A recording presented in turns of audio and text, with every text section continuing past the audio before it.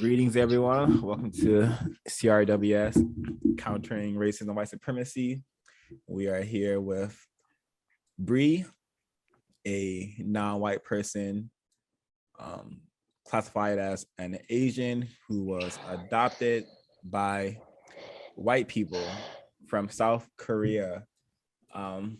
This broadcast, CRWS, is dedicated to motivating and teaching people about the system of racism and white supremacy, what it is and how it works, so we are able to develop an effective number of non-white people who will replace the system of white supremacy with a system of justice by guaranteeing no one is allowed to be mistreated and those who need help receive constructive help.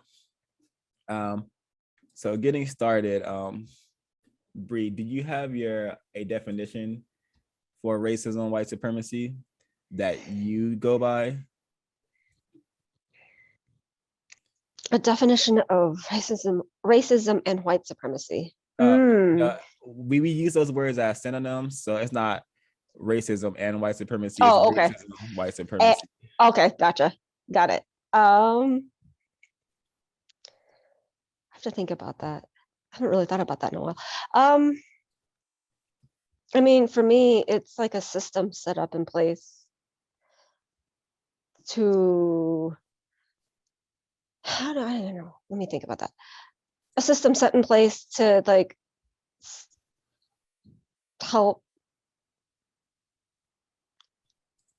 I don't know how to answer that. No worry, I'm going to share for you the definition that I use. And, okay. And I want to know if you would agree with it. Okay, that works. So racism and white supremacy is a global system where people who classify themselves as white are dedicated to mistreating, dominating, and subjugating everyone in the known universe who they classify as non-white. Do you think that such a system exists? Absolutely, 100%. All right, and this system is maintained by keeping non-white people confused, silly, and doing behaviors that can best be described as stupid and pitiful.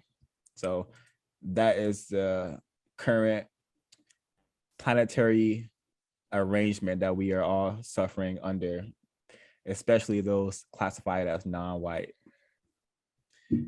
And the people most to blame for this system are, again, people who classify themselves as white, but more particularly people who classify themselves as white and they believe in and practice white supremacy, racism. Sir, I'm gonna go ahead and throw it at you. All right, perfect. Thanks for that beautiful definition of racism, white supremacy. I agree with it as well. Nothing beautiful about it, but the way that it was artistically put together is much to be appreciated. So, Bree, I would love to ask you to tell us a bit about yourself, your racial classification, and where you currently live. Okay. I am Asian American, and I currently live in Ohio. I grew up in mainly Washington State and Idaho, and just moved from Southern California. Okay, and you are a adoptee, correct? Yeah. Can you tell me a little bit about that? So I was adopted at 3 months old from a family. My adopted family lived in Idaho at the time, and this super conservative white Christian family, and I was the oldest. They adopted because they couldn't have kids, and then they adopted again from Korea, my younger brother, and then my adoptive mom got pregnant. So I had 2 younger brothers growing up. And it was a military, like my dad was in the Navy for most of my childhood. So we lived in military towns too, which where I think a lot of the conservatism comes from also. And I just remember just never ever seeing anybody that looked like me, or especially in Idaho, because I spent a lot of my younger childhood in Idaho, and every summer we would go back to Idaho to visit my grandparents and cousins and everything.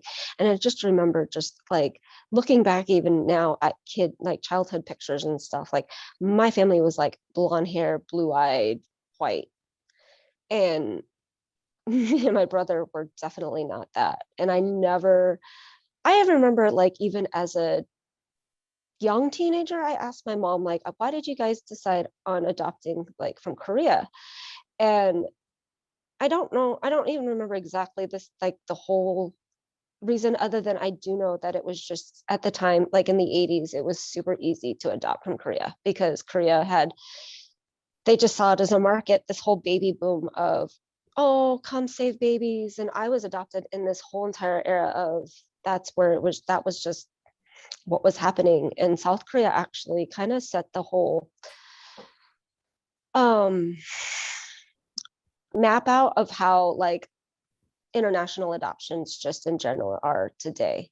Like they were the ones that kind of said, this is how it is, this is our standard. And over the years it's changed a lot because people are realizing what their standard was so completely immoral and wrong. The people that started the whole international adoption thing in Korea, South Korea, they were, I think he was either a preacher or he was a missionary from Oregon. And it was right after the war. So there were a lot, the Korean War. So there were a lot of orphan babies and just unwed mothers that were getting pregnant. And so he saw this whole need for babies to be adopted out. And instead of just trying to find ways to help make sure that the parents were okay and that like they had the resources they need, he literally by the planefuls was loading these like all like us as babies like to send over to the United States and to Europe. Mainly it's like Europe and the United States were the two biggest places. And since the 50s, like 250,000 of us were adopted out of Korea. That we know of. There was a lot of like other corruption and stuff that kind of happened underhandedly that went on. So it was just like a thing. It was almost like this fad in the 80s to do God's work, save a baby, save this kid of color. Like it was this whole thing. And I don't know if there was some guilt behind it because we as US should never have been in Korea involved in the Korean War in the first place. And I don't know if there was some guilt that it was like partially our fault that like they left all these children that needed, to be taken care of. And the more I talk to like other adoptees and stuff, especially from Korea, like we have a lot of the same experiences, like as far as who we were adopted by. Basically, if you were white, if you had like you were middle class, and if you had and you were God-fearing, you could adopt a baby. Like there was nothing else like that they really looked about when it came to like social working and making sure that they were fit parents or anything like that. So it was a very interesting, like the looks I would get when people would be like, who's that? Because they would just expect like my parents would be Asian and they'd see like two white people. And I think sometimes people are just like really confused by it, especially when I was younger, because I always knew from like a baby that I was adopted.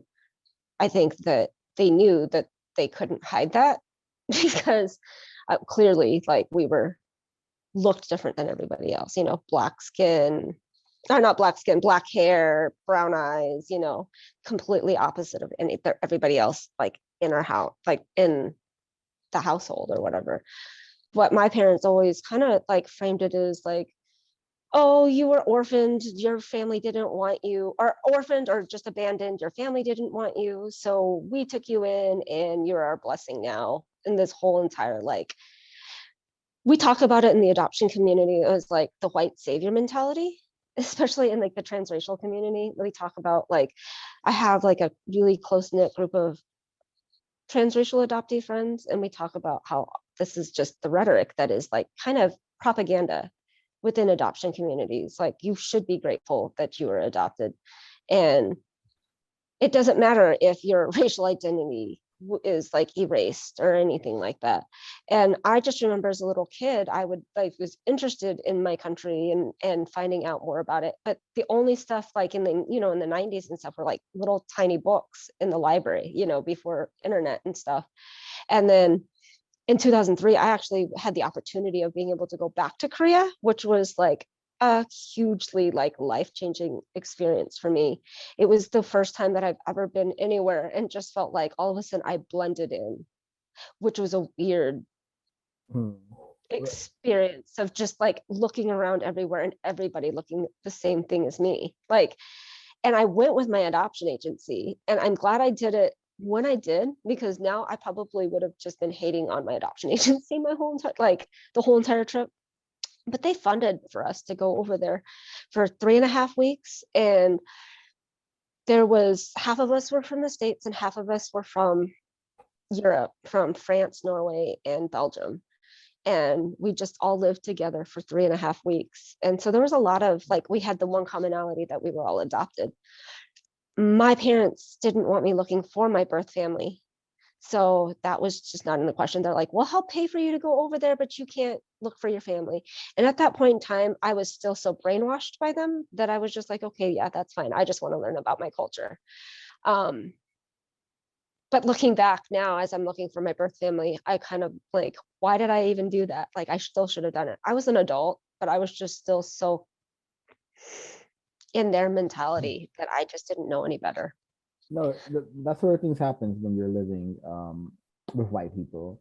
How does the system work from what you've experienced about adoption? Like, can you give some people some insight on how what it takes to adopt a child and kind of what the process looks like? I think it's changed. It's changed a lot.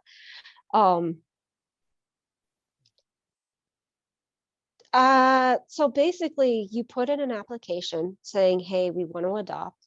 And most of the time, well, like either it's back in the 50s, 60s, or between like the 50s and 80s, it was, you don't even really have to have a reason. It was just like, yeah, sure, we want to like help Korea out, basically, or help these other countries out. Like, it's this whole sob story of like, look at these orphans, these people, these little babies that were little children that were abandoned or whatever.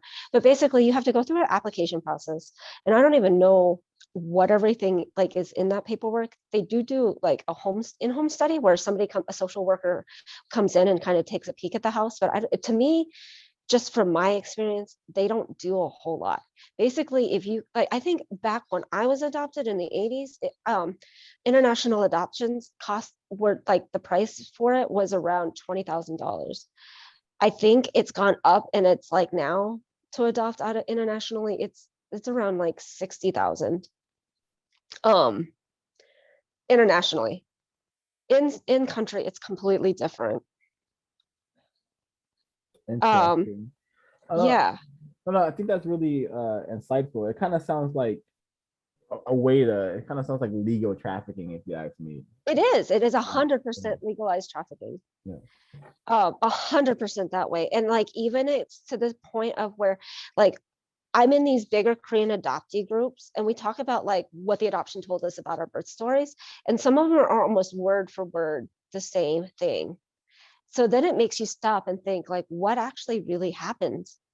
And as like people, because now we're all adults, so now we're like on this mission to find our history. And we're finding out that like there was a whole bunch of like coercion that would happen. I've got a friend who I think her birth mother passed away, and the birth father was just struggling, like being a single dad. And so he went into somewhere to look for resources for help. And he thought it was going to be like a foster, like just temporary help. But they tricked him into signing paperwork to signing his rights away to her. And she came into the States. Like they sent her to the United States. Or there was another story about how Actually, it happened a lot where even parents would go into the hospital to give birth, but then the hospitals would lie to them and say, I'm sorry, your baby died. And then they would take the baby and ship them off to some white family in the US or Europe or whatever. So it was definitely, especially out of Korea, and there was a lot of corruption and a lot of trafficking. And I mean, to this day, like this is, I'm like 100%, like as adoption is as a system now, I'm against it just because of everything that I've seen, all the stories I've heard. There was just a story that crossed my news feed about how a family from China, they just got reunited with their child, and the parents never stopped looking for it. Like the child got lost in a market or something like that, and then so they just snatched the child up to send them off for adoption, like without even like making any proper efforts to try to find to find the parents and stuff. And unfortunately that happened all too many times, like too much. And in South Korea, being a single mom is like the bottom of the bottom. Like single moms are not seen as almost humans there. They're treated like horrifically. They're not given any resources to be able to help keep their children. Like it's awful. Like they just almost encourage it. Like you don't want to do, you want to give your baby up. Like you can't do this alone. Like there's all these rich white people in America that will be able to give your child a better life. Honestly, I think that's what a lot of it, like I know that happens a lot in Africa. That's the narrative that happens, is like, if you like look at Sandra Bullock and all of these like movie stars that have adopted kids from other countries, like what parent, I could see like birth parents that are living in poverty being like, okay, this could give somebody a better life. But then you hear these stories, once they get into those families, those like adoptive families cut the birth families off. So they don't ever have any ties to their connections or anything like that. And it actually got so bad that Ethiopia just recently shut down their borders for international adoption. They won't allow them because they're like, you're not teaching, like keeping culture within your kid, with our kid, our children. You're abusing them, because there's so much abuse that happens within adoption and foster. I mean, the foster care system is so close behind all of this too. They go hand in hand when you look at how the systems are. Even in the from what I've found too, as I've been talking to more domestic adoption like people, like there's a wait list for white kids, for white families to adopt white kids. So that's why kids of color are so easily snatched up by these white families, because Bree, when you say kids of color, do you mean non-white non-white children? yes, non-white children. Oh, I was just clarifying. I didn't really Yeah, know. yeah, non-white children. Okay. It's a whole profit. Like we were doing the math on for just out of South Korea alone, and it's $1 billion industry. Wow. Like Interesting. it's insane. So as long as you have the money and you can afford it. And the crazy thing too is another part of what's another big issue that's coming up with all of this is a lot of the, like back in the 750, like between the 50s and then I think it wasn't until 2000 that anything was put into place to where when people adopted from internet like Korea or any internationally, they would have to it's within the paperwork of actually naturalizing the child, so the child's a citizen of the United States.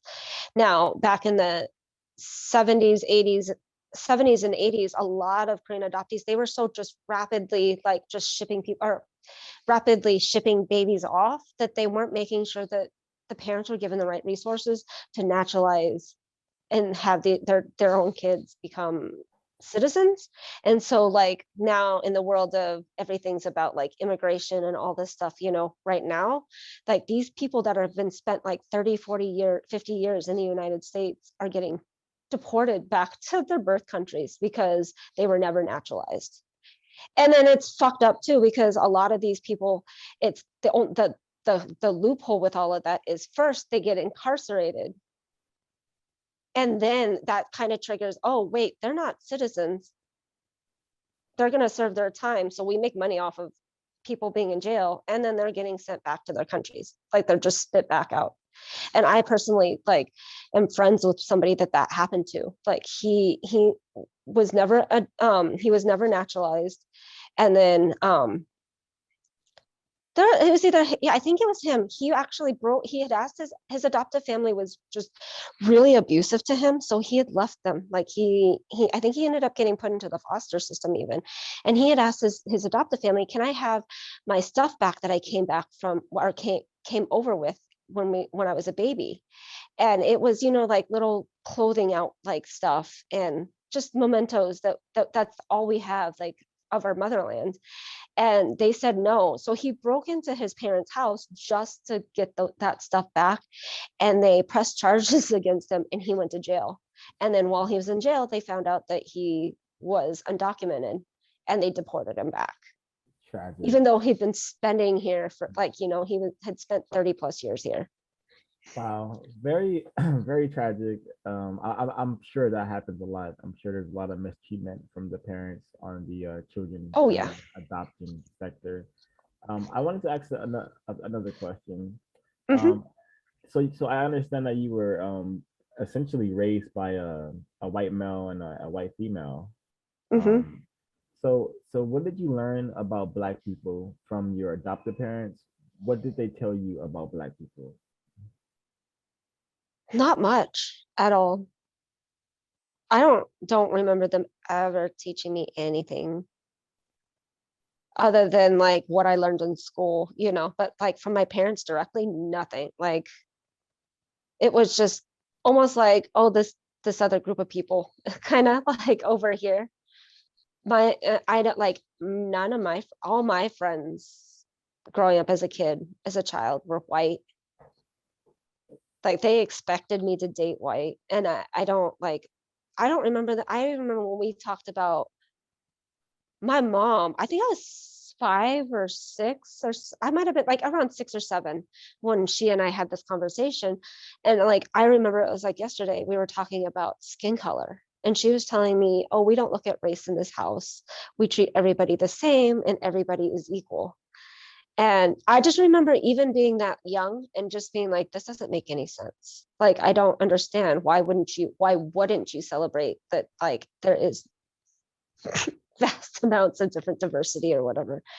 But I just remember I do like, as I started getting into high school, like looking to go college and stuff, like they were just wanting me to go to predominantly like white areas. Like everybody like was, I don't remember them specifically. I think they were just very covert racists, if that makes sense. Like they didn't want to come across like that they were racist, but they definitely had their tendencies. Is that like,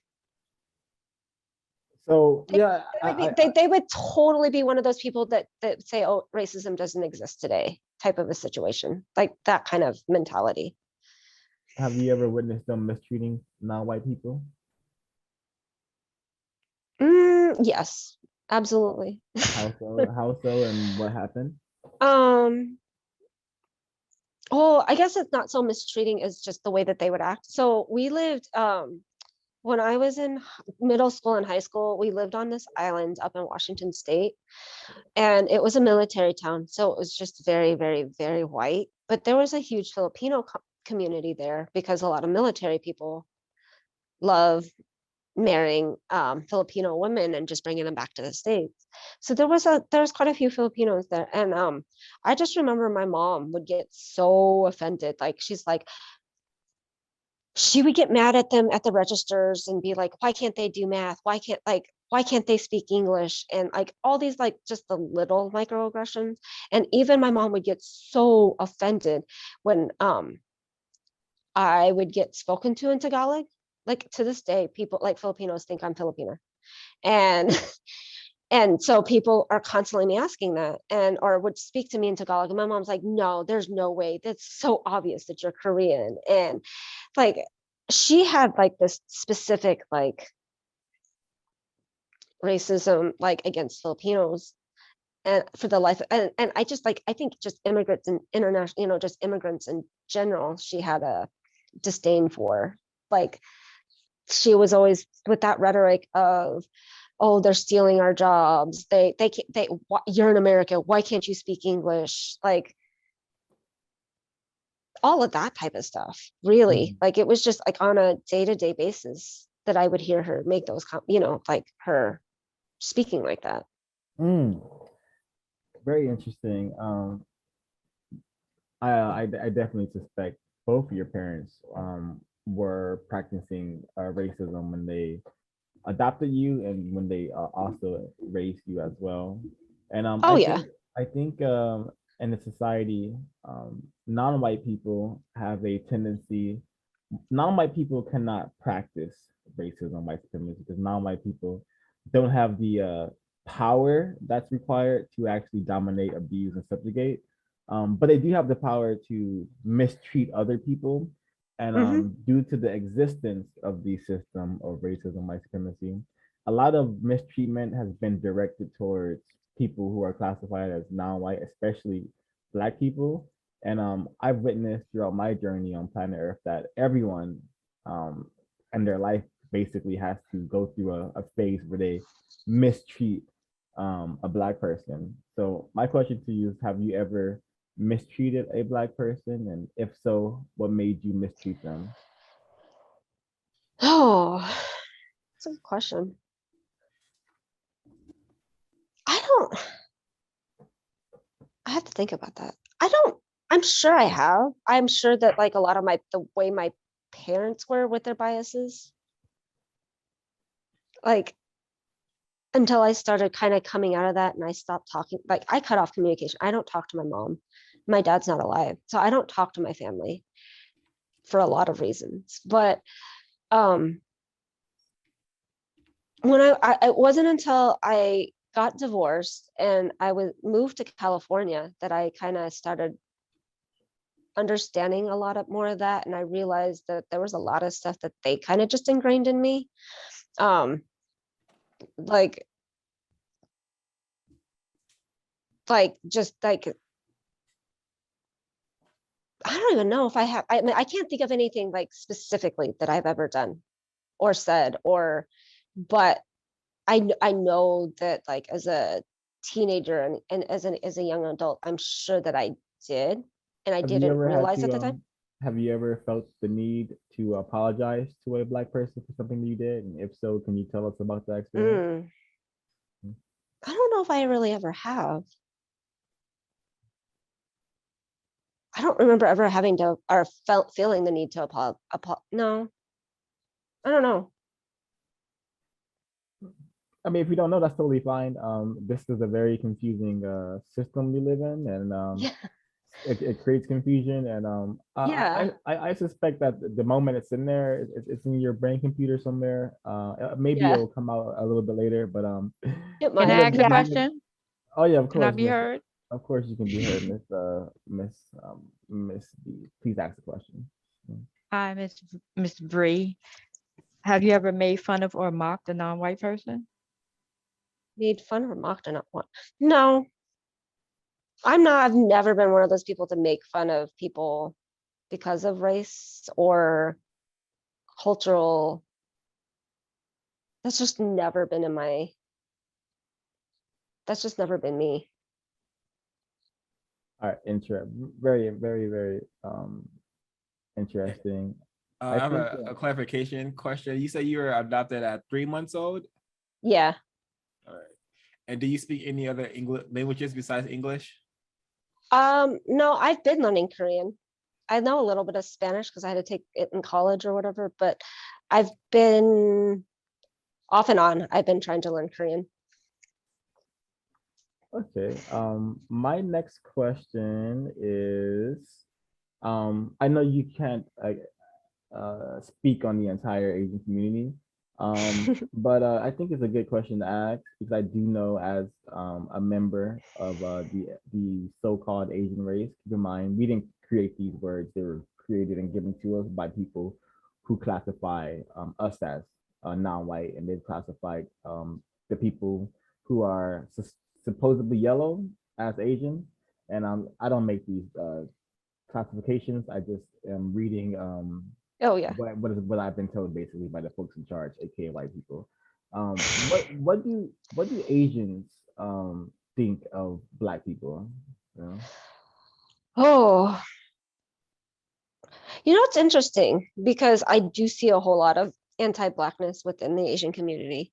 I don't have a lot of Asian friends that are not adopted. If that, I don't know if that's a weird thing or not. Like I have, as I've gotten older, I've made more Asian friends, but um,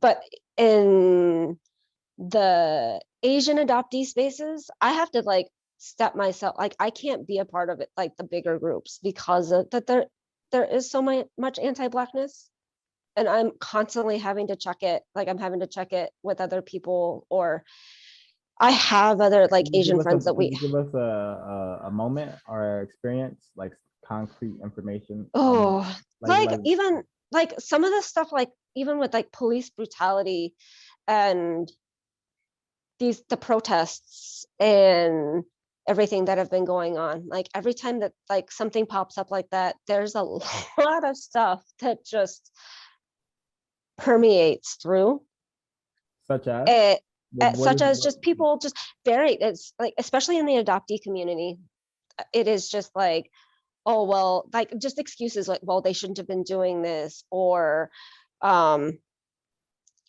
I'm one of those people that have like I've over the years I've become like just very against police officers, and I'm one of those that will say all cops are bad, and then like the amount of pushback that I get back, and then even talking about like the system within like law enforcement and stuff, and where it's wrong. I don't know, I can't, I'm trying to think of like one specific thing that I've seen just recently. I don't know, it's just always like ever ongoing, I feel, because I'm always like, me and another Korean adoptee I'm really close with, like we're always complaining about these big groups or and talking about, or like for example, like we've been talking like all with this COVID stuff, and all of a sudden all these like the Asians are experiencing all this Asian hate and everything. right? And um in my head I'm like, okay, so now you guys actually can empathize with the Black community and what they've been going through for like all for so much longer than we have.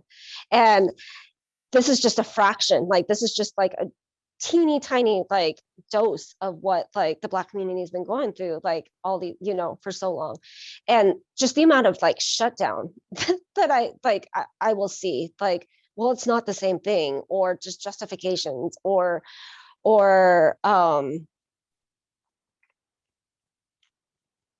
even something just as simple as, I guess it's not so much being anti-Black, but like just talking about how like different communities and different cultures have like stolen from the Black community, like Black culture and everything.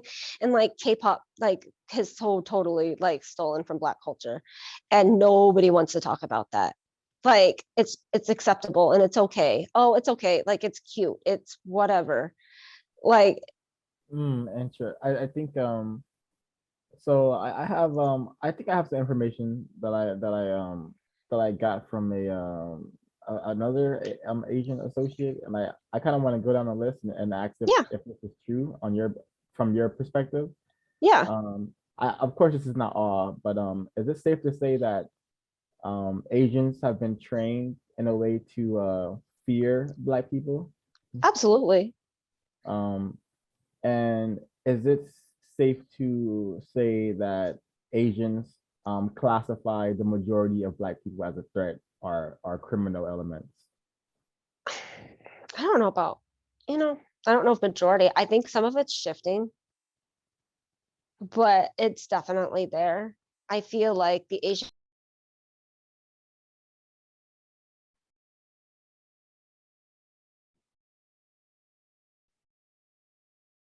Did we lose?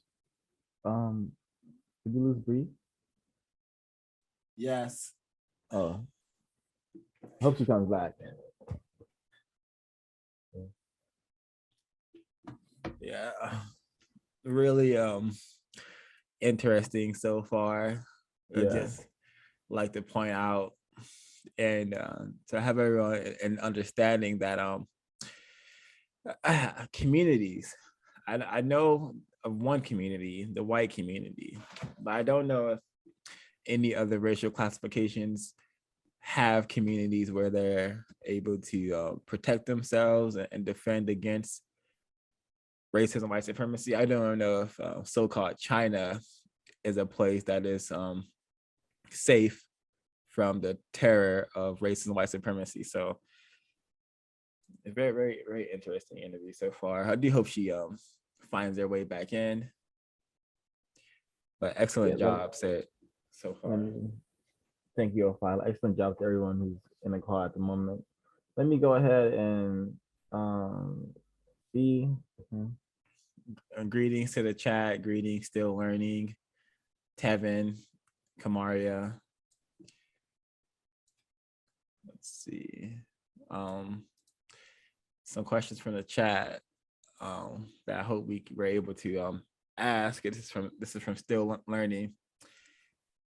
Is harm or mistreatment perpetuated by an individual white person most accurately an act of racism, power means method, or bigotry, individual belief by the group? Oh, this is another good question. Ask what jokes has the guest heard about Black people within the Asian community? So I do hope we can get it back on. I'll bet in. I probably should have put some of those questions closer to the back. Had a fear that technological issues may arise. Let's see. I'm thinking that their connection is kind of went out. I'm hoping that's the case. But yeah, I think it's been very constructive so far. I don't know much about adoption or anything of that nature, so I think it's good to learn about just as many things as possible, because all things are inherently, connected to the system of racism, white supremacy. Every aspect of our life has an element that's either guided or completely dominated by racism, white supremacy. Back to my question about if the majority of Asians fear Black people. I don't think it's realistic for me to say that it's not true, because I know the majority of the people, Asians that I do interact with, have really weird thoughts about me, and for the most part stay away, and it's like I have a do not touch label on my forehead. So, and if they're watching television and reading Western books, then the programming that they get about Black people was going to be these people are beasts and criminals, and that's why when Asian hate arises and Black hate arises, meaning when Black people are mistreated, people aren't saying, "Oh my God, it's so tragic." It's like, what do you expect? There are a bunch of criminals. That is the mentality that exists around Black people, especially Black males, and I don't see it shifting anytime soon until we get our numbers up in the millions, hopefully, in the near future. But yeah, very constructive. I really do hope she pops back in. Let's see. I mean, that was only my Yeah, I would suspect that the white identification within the collective known as Asians is very, very high. They in order to be so-called successful, you have to bend to the system of white supremacy, and what that means is that you have to develop a mentality that, hey, these Black people, they're no good. We gotta when you see them, you should be afraid. You should clench that purse. You should go the other way. You should be afraid of these dark Black creatures. And especially in the area of the world known as South Korea, they're really ramping up that sort of imagery, like Hellbound, that so-called #1 show right now on I haven't watched Netflix. that. Oh, yeah. Welcome back, Riri. Welcome back. I know I got disconnected. Sorry. No worries. We figured that happened. No problem at all. But oh 05, please continue. Yeah. Oh yeah, I was just saying that show, the Hellbound, that should be an indication that they are wanting the people known as South Koreans over there, they want them to definitely be on program by being afraid of Black creatures, Black things, especially Black people. How why else would you have a show called Hellbound featuring a bunch of big Black beasts from hell? And then I was watching a white person talk about the show, and he was literally saying Black, he used the words Black abominations and Black monsters. And I'm like, yep. Oh my God. Yeah, when referring to the creatures in the film. But you know, if a person has been trained by the System of White Supremacy and their brain computer, that they're conscious or subconscious, that they're getting messages that, hey, yeah, Black people are just like these creatures here. You know, we should be afraid of Black people just like we are in this TV show, because you know, you associate with Black people, you're gonna end up in hell or some sort of suffering. Yeah. There's a YouTube channel that I follow. Like my boyfriend put me onto it. It's called like the Black Experience, and it talks about like Black people living in Asia and their experience over there. And it's really sad because there is so much in Asia itself, like directly in Asia, there is so much anti-Blackness and so much racism that happens. Like, it's interesting. Like, so stuff like that. I haven't even watched the show, so I don't. That's really interesting that somebody would even use that as a reference. It's like the little subtleties like that, though, that are constantly being fed into, you know, using media, especially. Totally. Media definitely does a great job at making it harder for Black people to stop being mistreated. So let's keep moving along. Let me take care of a couple of questions from the chat before they pile up. Okay, Corey. So this is from one of the participants from the chat, still learning. He wants to know, ask what jokes has the guest heard about Black people within the Asian community? Oh, I don't know if I just never have been within the Asian community deep enough to be around that, I guess, if that makes sense. Yeah, understood. And he also, if the guest ask her if she is familiar with the derogatory term banana as applied to the Asian community. Yes. And if so, ask her to explain what it is / means. Yellow, like the content, you know, like everybody, the Asians being yellow and then just being white on the inside. Having ideals and just supporting the white mentality. Like it's very much used within Asian communities, like calling somebody a banana because they're so quote unquote white. Like not Asian enough, or that's really interesting, because it allows me to understand that Asian people, so-called Asian people, they understand that they have been classified as yellow. White people call them yellow, and they also understand that they have been made somewhat white on the inside, meaning white identified, meaning that they think more like a white person and less like a non-white person. That's really, really interesting. Mm-hmm. I know I see it used a lot within the adoptee community because we were raised by white people. So, you know, and majority of us were never put in connection with our culture until we're an adult. So I know a lot of Asians that they hate that. Like they don't like using that term. And then other people are just like, okay, that's cool. Like it is what it is. But I don't like it.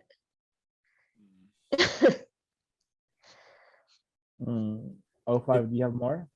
Oh yeah, Okay. this is coming from my list, not the chat any longer. Did your parents give you a religion? Bree? Yes. Yeah. Please, Yeah. please elaborate. I was raised in a Pentecostal, like just white, super like Christian home. Like everything was a sin, being gay was a sin.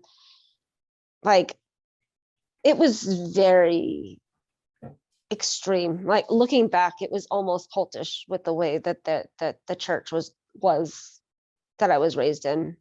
It's kind of scary looking back at how I was. I'm not like affiliated with any. I kind of like it traumatized me so much that I just kind of took a huge step back and have never looked back. Kind of. It was a white church too, so it was like me and my brother. There was like one or two other Korean families, and then there was like maybe one or two Black families there, and then that was it. And I remember when we first started even going to that church, there was this one Korean family, like mom was Korean, like straight, like a first generation immigrant, who was married to a white man. And so they had mixed kids. And my mom's like, oh, here's a Korean family, get to know them. And just shoved me at them because they had a daughter and son that were around my age. And it just happened that she and I got along, like the daughter and I got along, and we were friends through high school and everything. But the church was just so like the indoctrination, like it was even like they were the type of indoctrination of like, hey, do God's work, go be a missionary. Like even Can I it ask got you to the you sparked a question in my mind that I wanted to get out there yeah. while you're on the topic. When you were praying, in your mind, who did you imagine God to look like? Or if you were praying to Jesus, what did Jesus look like? You have The white Jesus that was like okay. in our Bibles and in the kids storybooks. And my parent, okay, so I guess this would answer like a little bit more of like even the past question. My family was so religious and so conservative and so like in their like with their religion that we weren't allowed to watch Disney movies. Now I understand Disney movies are a whole like problematic thing in its of itself for other reasons, but I wasn't allowed to watch Lion King because of African spirituality. I wasn't allowed to watch Pocahontas because of Native American spirituality.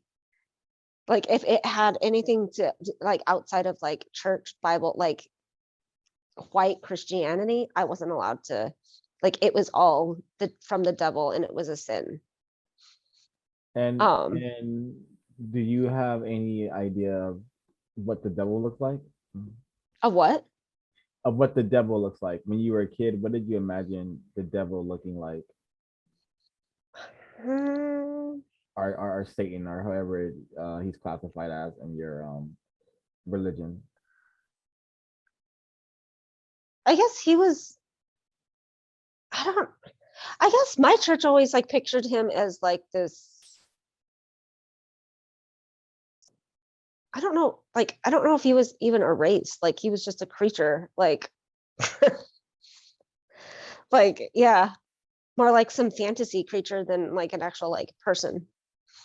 And his flesh, was his flesh color ever depicted as being red or colored in any shape or form? Red, yeah, definitely like red. Okay. I want to just express that I believe that Satan, like that word Satan, just means dark black. So I really do believe that the source of that word is black. And I do believe that when religious people are casting out the devil, they are casting out black people from existence or attempting to do so. Hence the existence of racism, white supremacy, and hence the existence of the genocide that's happening at the moment. Thank you so much for answering the question about religion. I think that was really interesting information. I never had even heard that word. Would you say you were fanat something? Pentecostal, like Pentecostal, yeah, Pentecostal, like yeah. they believe that like, and the speaking of tongues and all of that stuff. Oh, okay. It was like, Okay. looking back, it was so like, we went to camp during the summer, like my grandparents' camp in Idaho. And I just remember it just being like, what is this? Like, everybody was expected to speak in tongues. Everybody's expected to get baptized. It was almost this like peer pressure. And it not just even being I want to do this because it's my own thing type of a situation. Right, right, right. I mean, and it was, that church was like so close-minded that like, when the associate pastor's daughter got pregnant, they made her step down. When my friend got pregnant as a teenager, they made her get up in front of the youth group and apologize for sinning against everybody. When my friend came out, she got kicked out of the church, and then her parents' family got kicked out of the church for still supporting her for being LGBT. Like, it was ridiculous, the amount of just toxicity that was within it. And then, but then at the same time, they were like, oh, let's go spread the gospel to all these foreign countries, like shoving their own white religion down non-white throats. Like, there was just their ideals were the only way to go. Interesting. That's a good segue actually. There's a few more questions in regards to Black people. And this is something we ask all our guests. And what is, well, I ask all the guests basically if I'm doing the questioning. It's a question I think is very important. As a because this is a problem that I would like to be solved. As a person living inside a Black male's body, well, as a life force living inside a Black male's body, I would love to know, what is your immediate response when you're like walking down the street and you see a Black person? Because when I'm existing, walking down the street, or going to school or doing whatever I'm doing, the response to myself is usually danger, danger, meaning that people hide their bags, people double check their pockets, people look away, cross the street. Or if I am approached, it's usually to like ask, hey, do you know where the weed is? Do you know where the drugs are? So I'm not really ever approached in a respectable manner. I've even had I've even been standing outside my own school, and I've had people of all races, but the two people I'm talking about in question right now are both classified as Asian, and they will be from the area known as China. And I've had moments where they come up to me and say, "Are you smoking weed?" And when I'm not even smoking, oh my weed, god, I'm breathing out. I'm breathing air, and the air is my cold. breath is cold. Yes. So I would like to know your immediate response, and to see if we could try to see how you respond to Black people, if it's on the same line, and if it has been in the past, what kind of triggers that? Because I suspect that it's the global system of racism.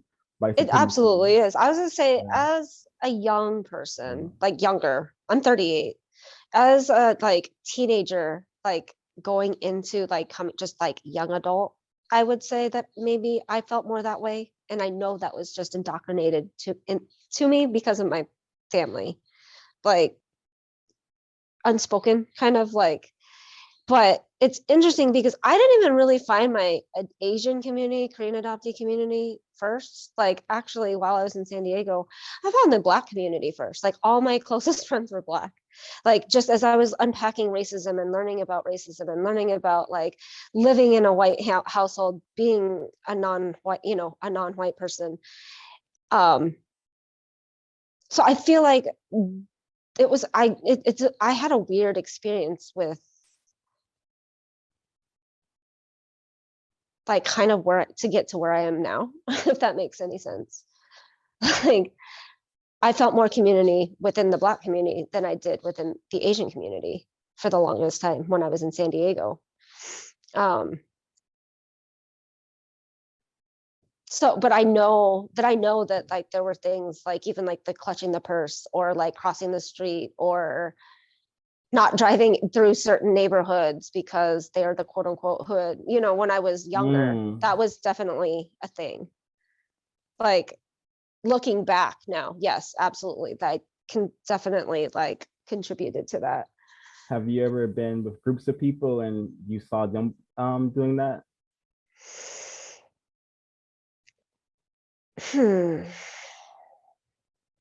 And just to clarify, this happens to me from non-white people and white people. Oh yeah, yeah. No, I know it does.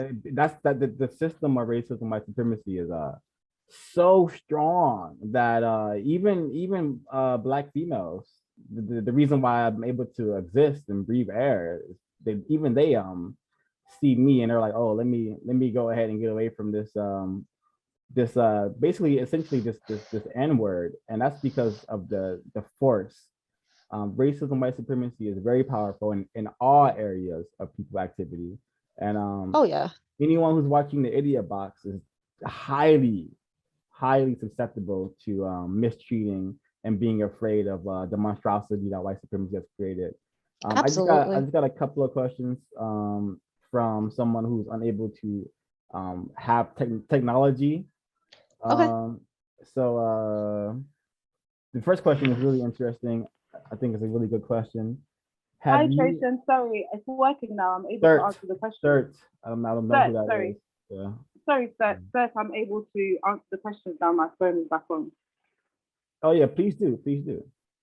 Thank you. Yes, this has been amazing to listen to the details of what you've experienced, and especially the military aspect of you mentioning that a lot of militaries will bring back Filipino women and marry them, and you see them in like your compound.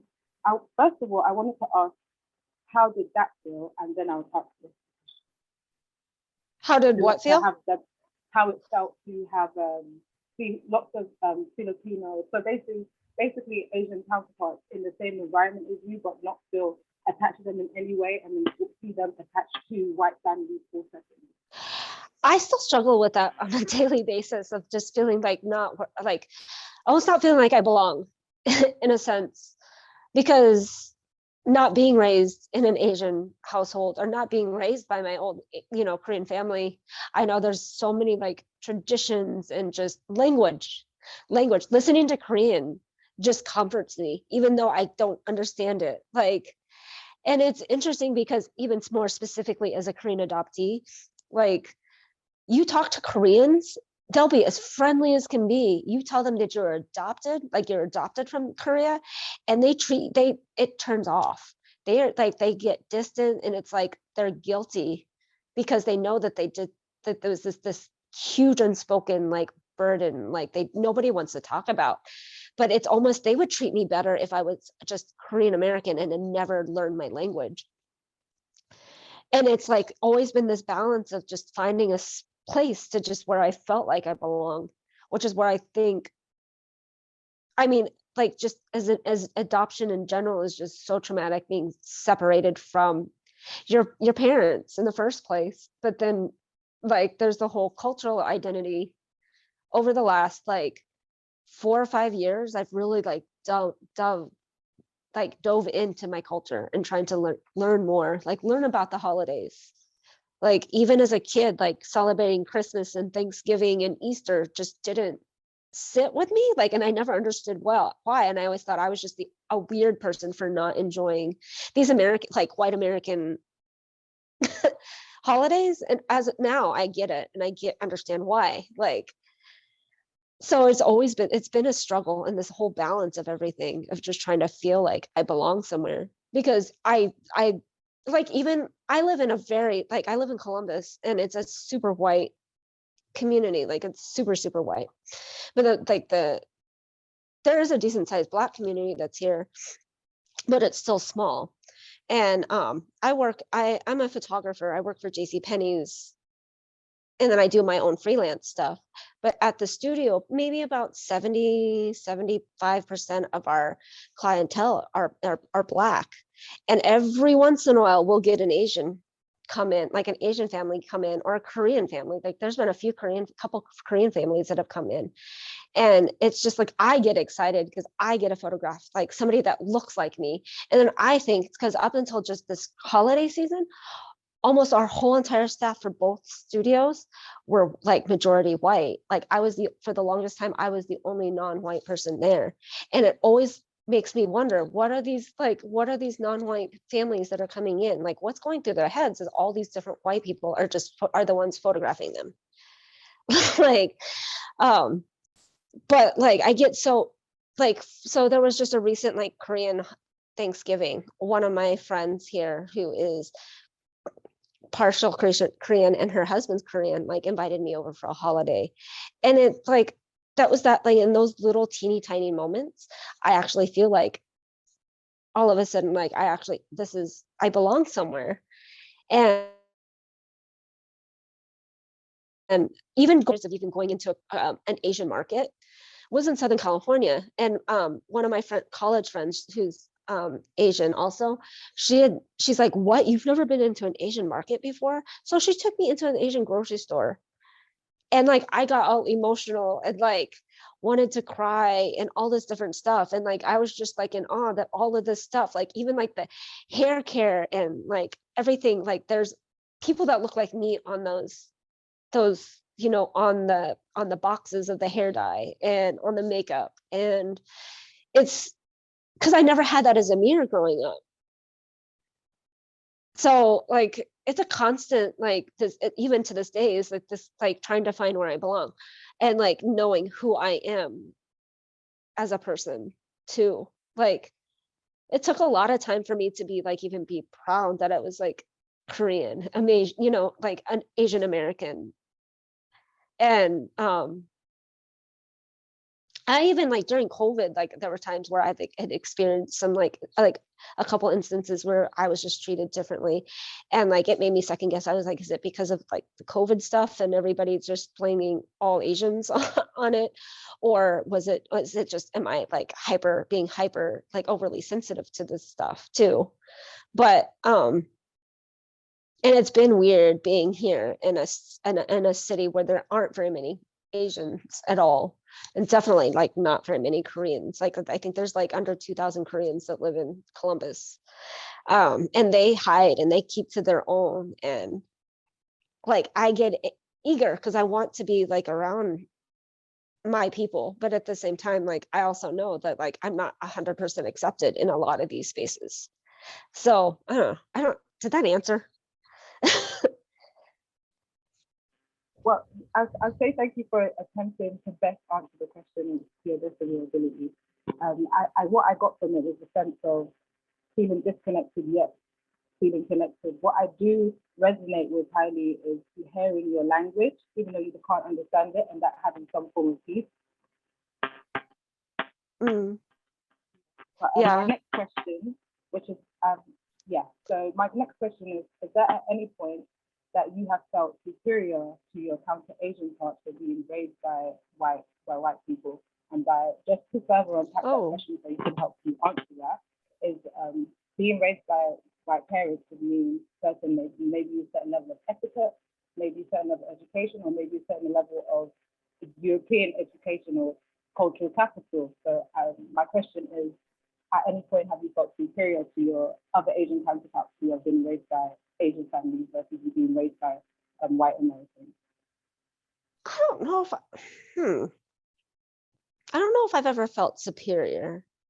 I've always known that, like, I mean, not always known, but like once I started learning about what privilege was and race and intersectionality, like all this different stuff, I kind of realized that was when the lights came on. And I was like, I was just raised in a super privileged household. Like my dad was in the military for most of the time that I was a child, but I don't remember, like, we weren't like well off, but my mom, I mean, we were doing well enough that my mom could stay home and raise us.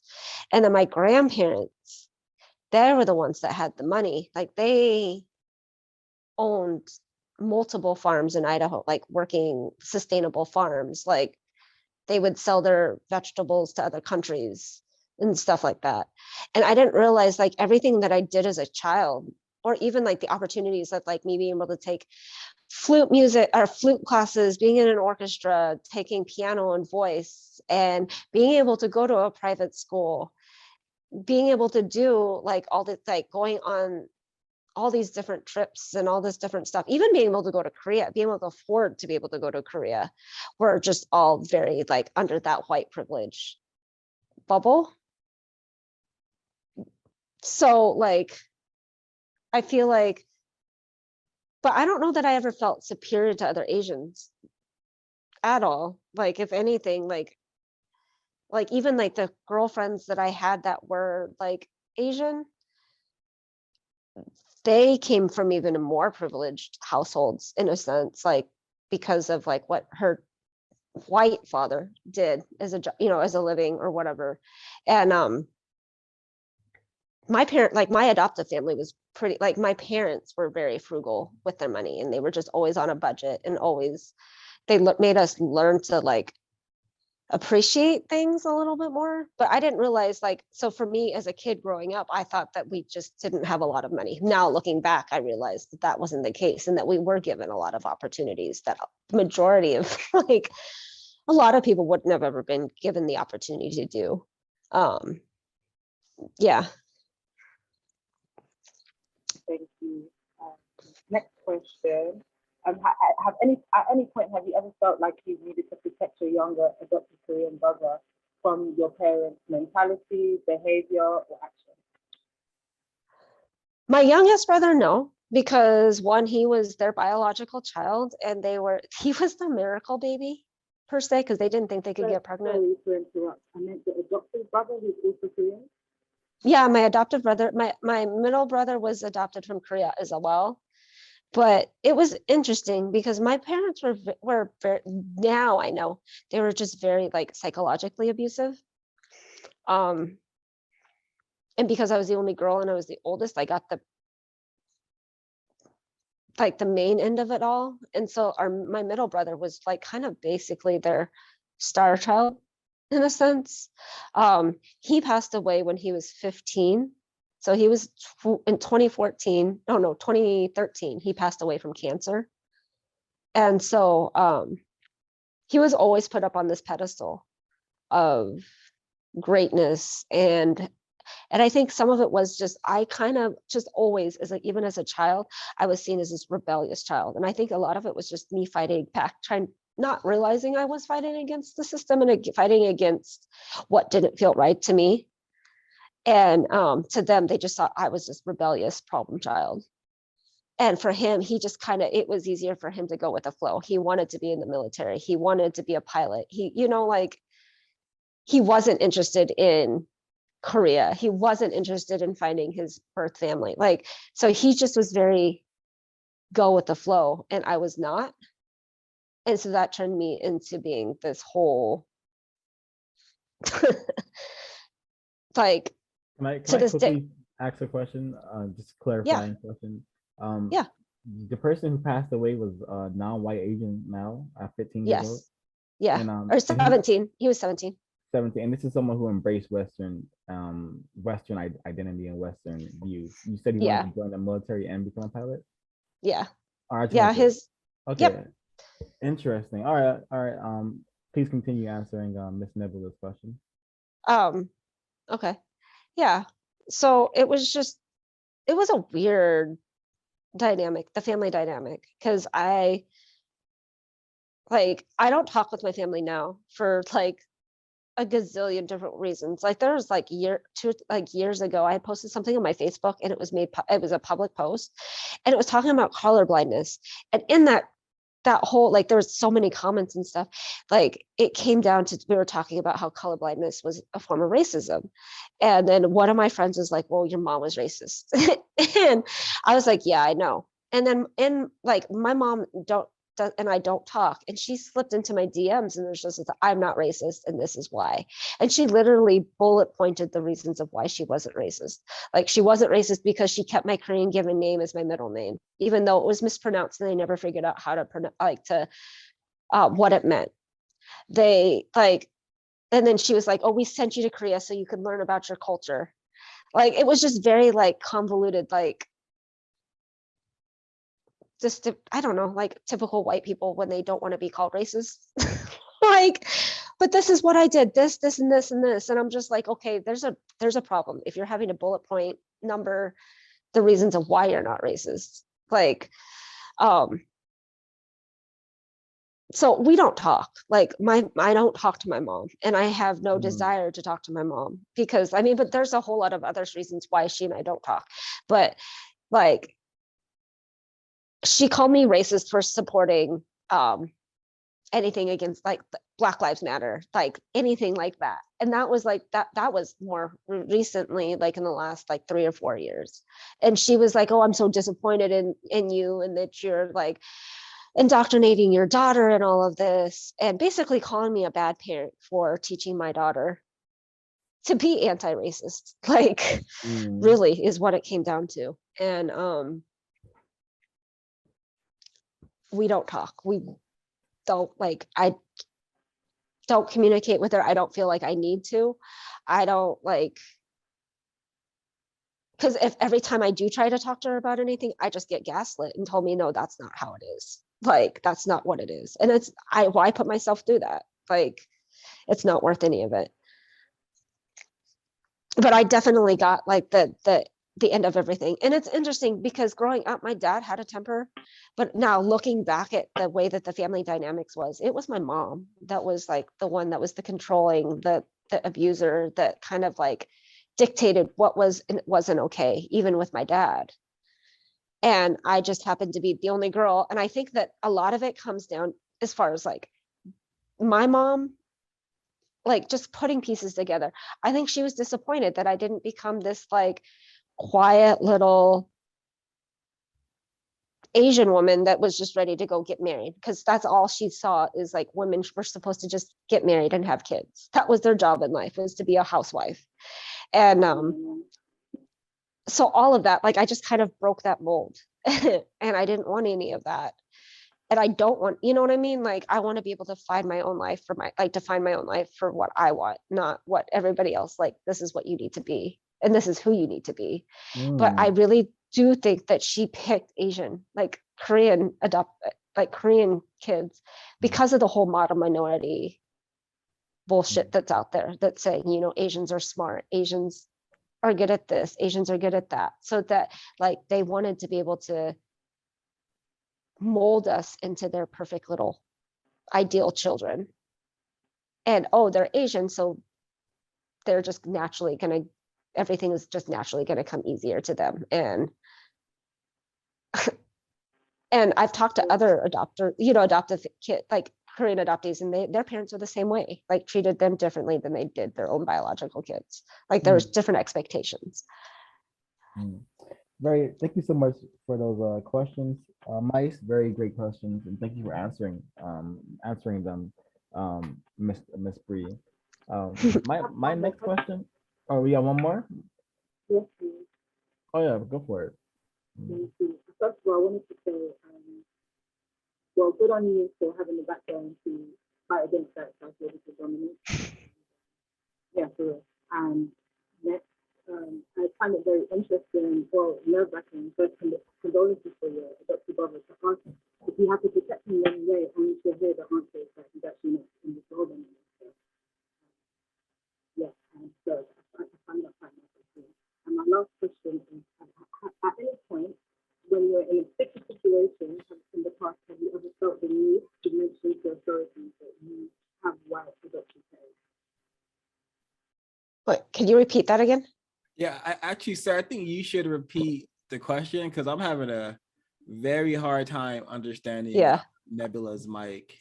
So am I. I agree. Miss Nebula, is it possible to fix your mic or speak more louder, or put the mic closer to your face? Yes, I can. Is this better now? I've held the mic as close as I can. Yeah, because the first two questions, to be completely honest, I only know what they were because I have them on a piece of paper. Yeah, I handed it to him because I thought it wasn't going to work. I apologize if my questions haven't come across clear. The question that I just asked. I think her battery died, but I think I do have the question right here. And I actually have to find it. I do not have it, and I don't want to wasting any time. So I think my next question was, and really brief. Has white supremacy made you afraid of Black people? Like currently?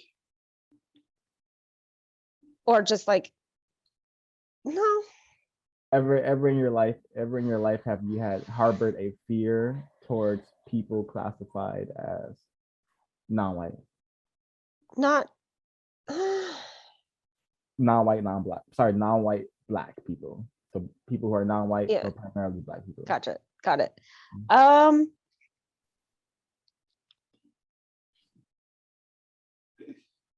I don't know. Like, not that I can think of, but I don't know. Not to say that there wasn't a time that like maybe there were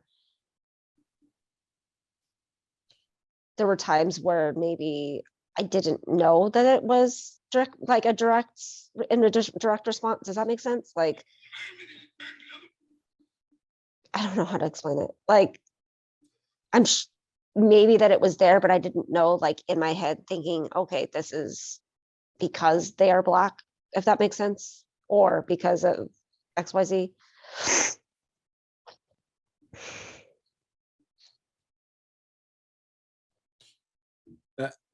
I'd like to ask, what did your kidnappers, so-called parents, teach you about white people, or what did you learn about white people through your Oh, so-called parents? so-called parents. I love it.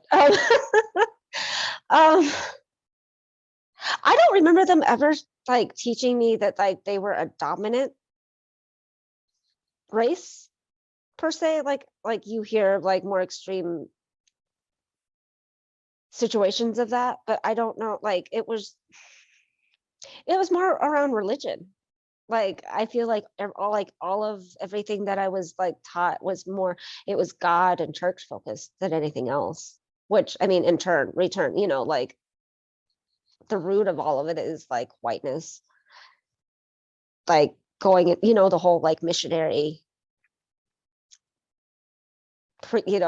like spreading the word to other countries. And I don't know, there was just so much that like even in school, my mom was just so like against certain things that she would pull me out of classes for certain, like in English. I was homeschooled. I was in private Christian school and I went to public school, but like everything that they taught me, like there was a lot of stuff that I learned in college once I was down in San Diego, like years later, that I never learned about, just like within like just Black history, Native American history, Asian history, like that I didn't learn until I was in college. And I know, I mean, that's a pretty common thing, but I feel like because of the way my family was, it was just even more like narrowed in. So everything like was very church, like even our church, like homeschool curriculum was like Bible based. So like even learning about like slavery was just very like, oh yeah, this happened. And then we move on from this. Like they didn't want to sit and talk about it because you could tell it made them uncomfortable. Or anything like that, like in America's history, like it was just kind of, okay, yeah, this happened. Moving on, if that makes any sense. So But go ahead. I was gonna say, but I don't remember them ever seeing, like, I don't remember being taught like, oh yeah, we are a superior race specifically, or I mean, white, the white race is like a superior race. Was there anything that you learned about white people simply from observing your so-called parents? Things you just learned through osmosis, like, oh, white people sort of behave in a way that is deceitful, or they're not really telling me the truth I need to develop into a constructive person. I don't know. I don't think so. Like my parents just try to erase race out of everything. Like even as like looking for college scholarships and stuff when I was first graduated out of high school, they were just like, no, you can't, don't apply for anything that's race-based. Like they really wanted me to focus on just academics. So like there was just a lot of race erasure, I feel like. Let's just not talk about race at all, because then we don't have to talk about the difficult and heavy stuff. So did you end up going to college? Years and years later, I went to college while I was in high school. My junior and senior year, I got my associate's degree. But I was like 16, 17 when I did that. And I graduated a high school and like the community college at the same time. Okay. And then I was so burnt out of college, and then stuff with my brother happened, and then I got married and divorced, that I didn't even like, and it wasn't until after I got divorced that I went back to college. And that was when I moved from Washington and moved down to San Diego. And then I just started I took a women's studies class, and then I just started like, I was like, what is this? Like, this interests me. We're talking like, that was where I really learned about like everything that didn't sit well with me as a Okay. kid, actually putting like an academic, like putting like words to it. Like I ended up, just because of unfortunate circumstances, never got to finish my degree.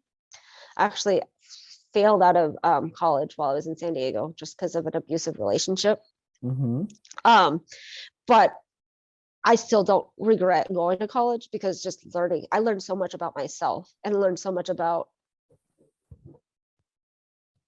kind of just like, that was where I kind of figured out like some self-discovery stuff, where I was like, because we were talking about race, we were talking about privilege and all this different stuff, and it just all started to make sense to me. Like that was the first time that everything just, I felt like, oh, I'm not crazy. Like, and I was fun to something like was making friends that like had the same mentality, like that were in the same, areas. And then I was able to like learn more from them. And like one of my closest friends, like first friends at the college, were like a couple Asian girls that were part of like this feminist club that was that was on campus. But then I just took one women's studies class of another, and then it was just got deeper and deeper. And then I finally changed my major over to women's studies, just because it was just like, well, if I'm taking all these classes, I might as well, like, this should be my major. Like, just because it was, but I was taking them because it was just interesting. Like I took 2 history, like American history classes, and that was where I really started learning about like the real history, American history. And like learning about internment camps and learning about like Native American issues that I had never heard about before, or just like all this different stuff. And I was I just soaked it all in. Like it was a really good time for me learning. Like that was really where I came into myself and really kind of started figuring out like more out like about myself and what my beliefs are. And I finally was able to pull myself away and realize that all these ideals weren't really my ideals. These were all like my white family's ideals. And that everything else, like everything that I stand for and I believe in, is completely opposite. And that's okay. Like I don't have to be bending to their stuff if that's not what it does. Yes, it works for them because they're part of that system. They are white, that they don't know any better. Like, but that same system doesn't work for me. And yeah. Okay, brilliant. Thank you so much for going into depth on that topic of education. And kind of, I feel like as non-white people, all of us have a moment where we realize, okay, I'm actually not crazy. Something's going on. That's a similar thing happened to me when I was at the University of California, Berkeley, getting my bachelor's. I took a class on education, and I was learning how pedagogy is geared towards maintaining the status quo, which is code for the order of business, aka racism, white supremacy. And that's a good way to segue into our my next question. And I would like to just have the room so I can get through some of my questions, because I do want to complete all of mine. And we're about less than halfway through. So I'll keep them really brief and I'll let you respond, and then I'll move on to the next one. Have you ever been in a relationship with a white person? With a white person? Yes. Yes. My ex-husband was white. Okay. Can you can you explain the situation? How's that going? And if it was of constructive value? Oh God. I was pregnant. I got like we were dating. Ironically, he's from Ohio too, but he's in the Navy, and my parents loved him because I met him at church. And then I got pregnant while we were dating, and then my parents basically put me in a corner, or my family and his family were just like, do the right thing, get married. That didn't go over so well. And I kind of just realized that was during that marriage, I realized that like being the wife, and he was doing all sorts of shady stuff like within the military, like because he's in the Navy. And just basically I was telling my mom some of it, and she's just like, oh, that's just what it is to be a Navy wife. Basically just look the other way. And I didn't feel valued in the relationship or When you in the say shady marriage. things, Like he was just, wait, I just want to oh, clarify. I just want to clarify for the listeners as well. oh yeah. Shady, shady, is a word that has the word shade in it, and shade is associated with dark things, aka black things. So Oh, okay. when your white ex-husband was cheating on you, I suspect that's what you mean. You mean cheating. Yeah, Shady is and he was doing cheating, other right? stuff too. Like literally, he was in another country, nearly getting kicked out of the country because he would rather support like his. He didn't want to get his friends in trouble versus he wasn't thinking about the fact that he had a wife and kid at home. Like that was the whole thing. Like they created some international affair in Dubai because of some of the stuff they were doing. Like it didn't involve people dying. No, Oh, like going into play like into clubs that they weren't supposed to, and then lying about it because they didn't want the other spouses to yeah. find out that Like what they were doing. during this arrangement with your ex-husband, you said you produced one child, right? We had 2 kids together. Two, okay, two children. Mhm. Throughout this relationship, how long was it, first of all? We were married for 4 years. Okay, and were you ever abused? I'm gonna go one by one. Were you ever abused mentally? No, Okay. Were you ever abused physically? no. Were you ever abused spiritually by your ex-husband? Mm-mm. Well, Um, no. Mm-mm. do you, what kind of abuse would you classify cheating as? Oh, oh, Uh, I don't. I mean, I guess it would be psychologically. And there was not a point where you were ever physically assaulted by your ex-husband. No, towards the end, when I told him I wanted, like, he was on deployment and he came back. He was on his way back, and he was basically saying, because I told him I didn't want to have sex with him because I was just done with him, and he just basically said, "You're my wife, and I'll take what I want." And I said, "I'm not coming to get you at the airport, like, and you're not coming to this house." And my mom went and picked him up and let him stay with her. But because I wasn't going to put myself into that type of a situation to where, but I apparently will, my mom thought that was okay. I don't know. Like, I would like to acknowledge a level of self-respect in that decision. Understanding that you no longer wanted to engage with him sexually, and then putting your foot down is a very respectable thing to do, and it also demonstrates that you have some form of self-respect slash dignity.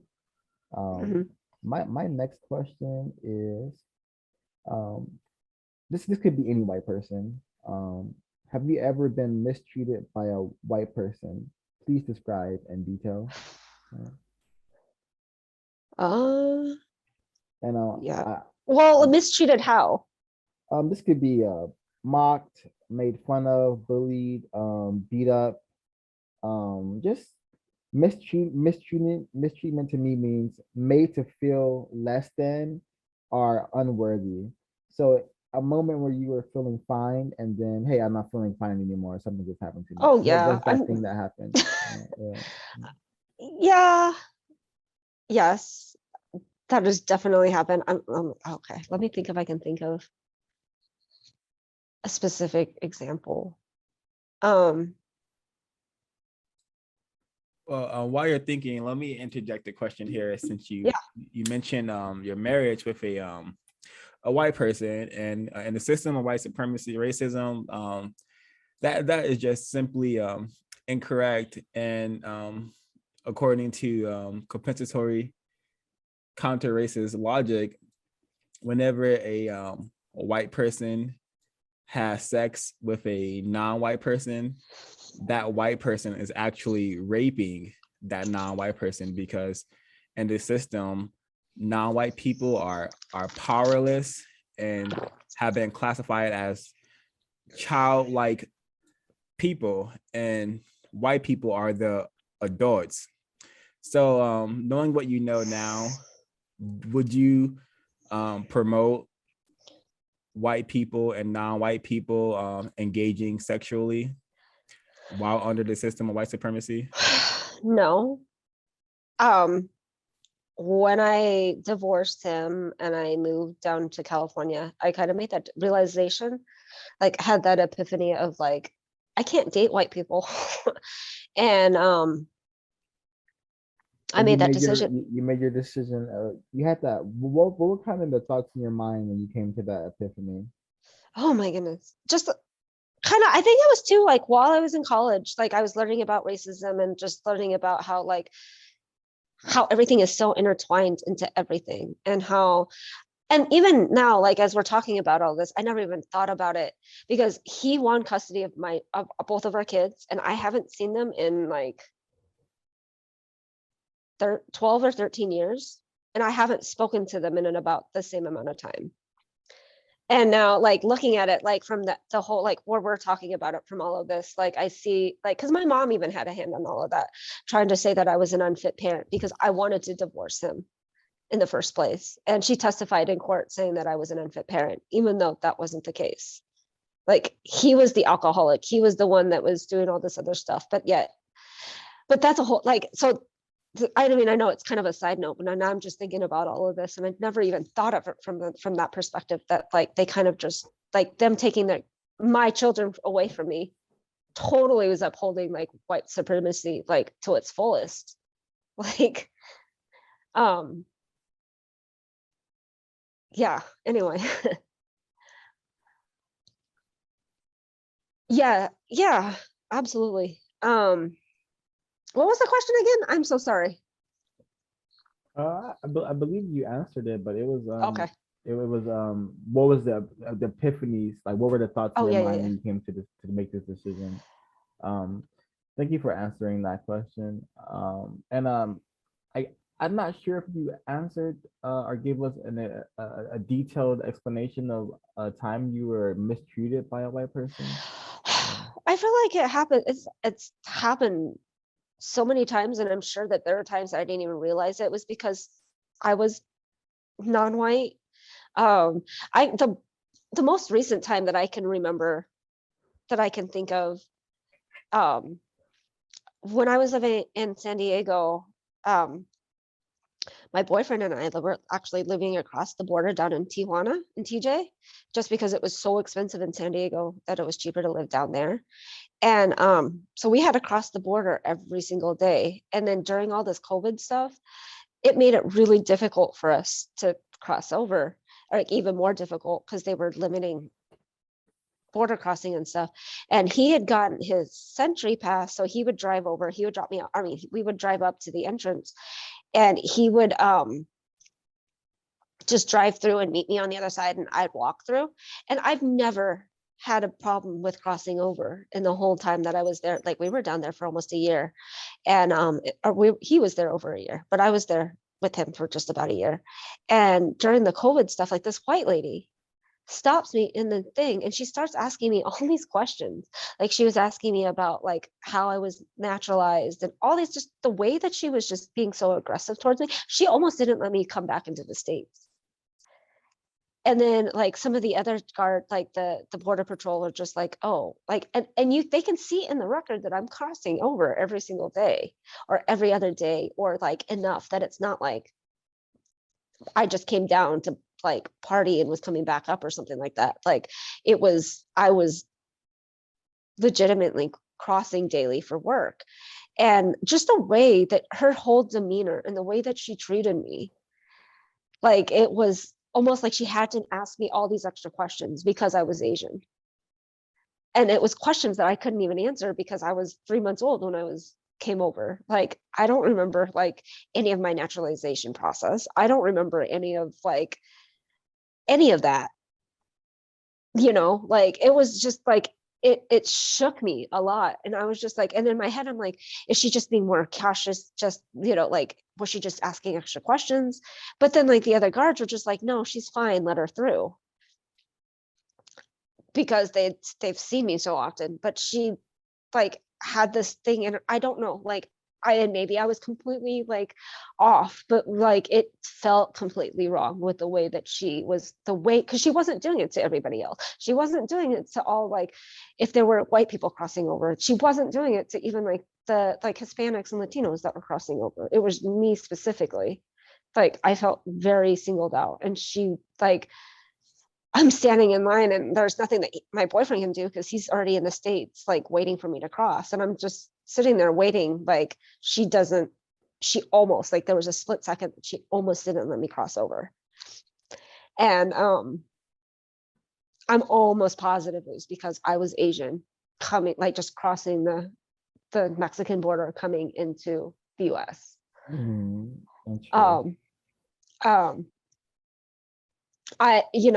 I mean, and I know, like, even just like the little things, like not mistreated, but like even this, like the microaggressions of like, where are you from? Like the guessing, like what your race is or your national ethnicity is, like one of, like that every white person likes to do. And because they want to be. Does that happen often? People say, Yes. oh, what are you, like Japanese? Or Yes. how does it work? All the time. And I remember even as a kid, they'd be like, what language do you speak? Or even like yeah, where are you from has always been a thing that has like always, like people have always asked me that. What are you? Where are you from? Like, let me guess. Wait, let me guess. Like it's a game. Interesting. Okay. Yeah. I think the next two questions are going to be very interesting for everyone, especially the listeners. And this is what people are kind of here for. They want to know your experiences as a transracial adoptee. So, as a child, how were you treated living in a white home?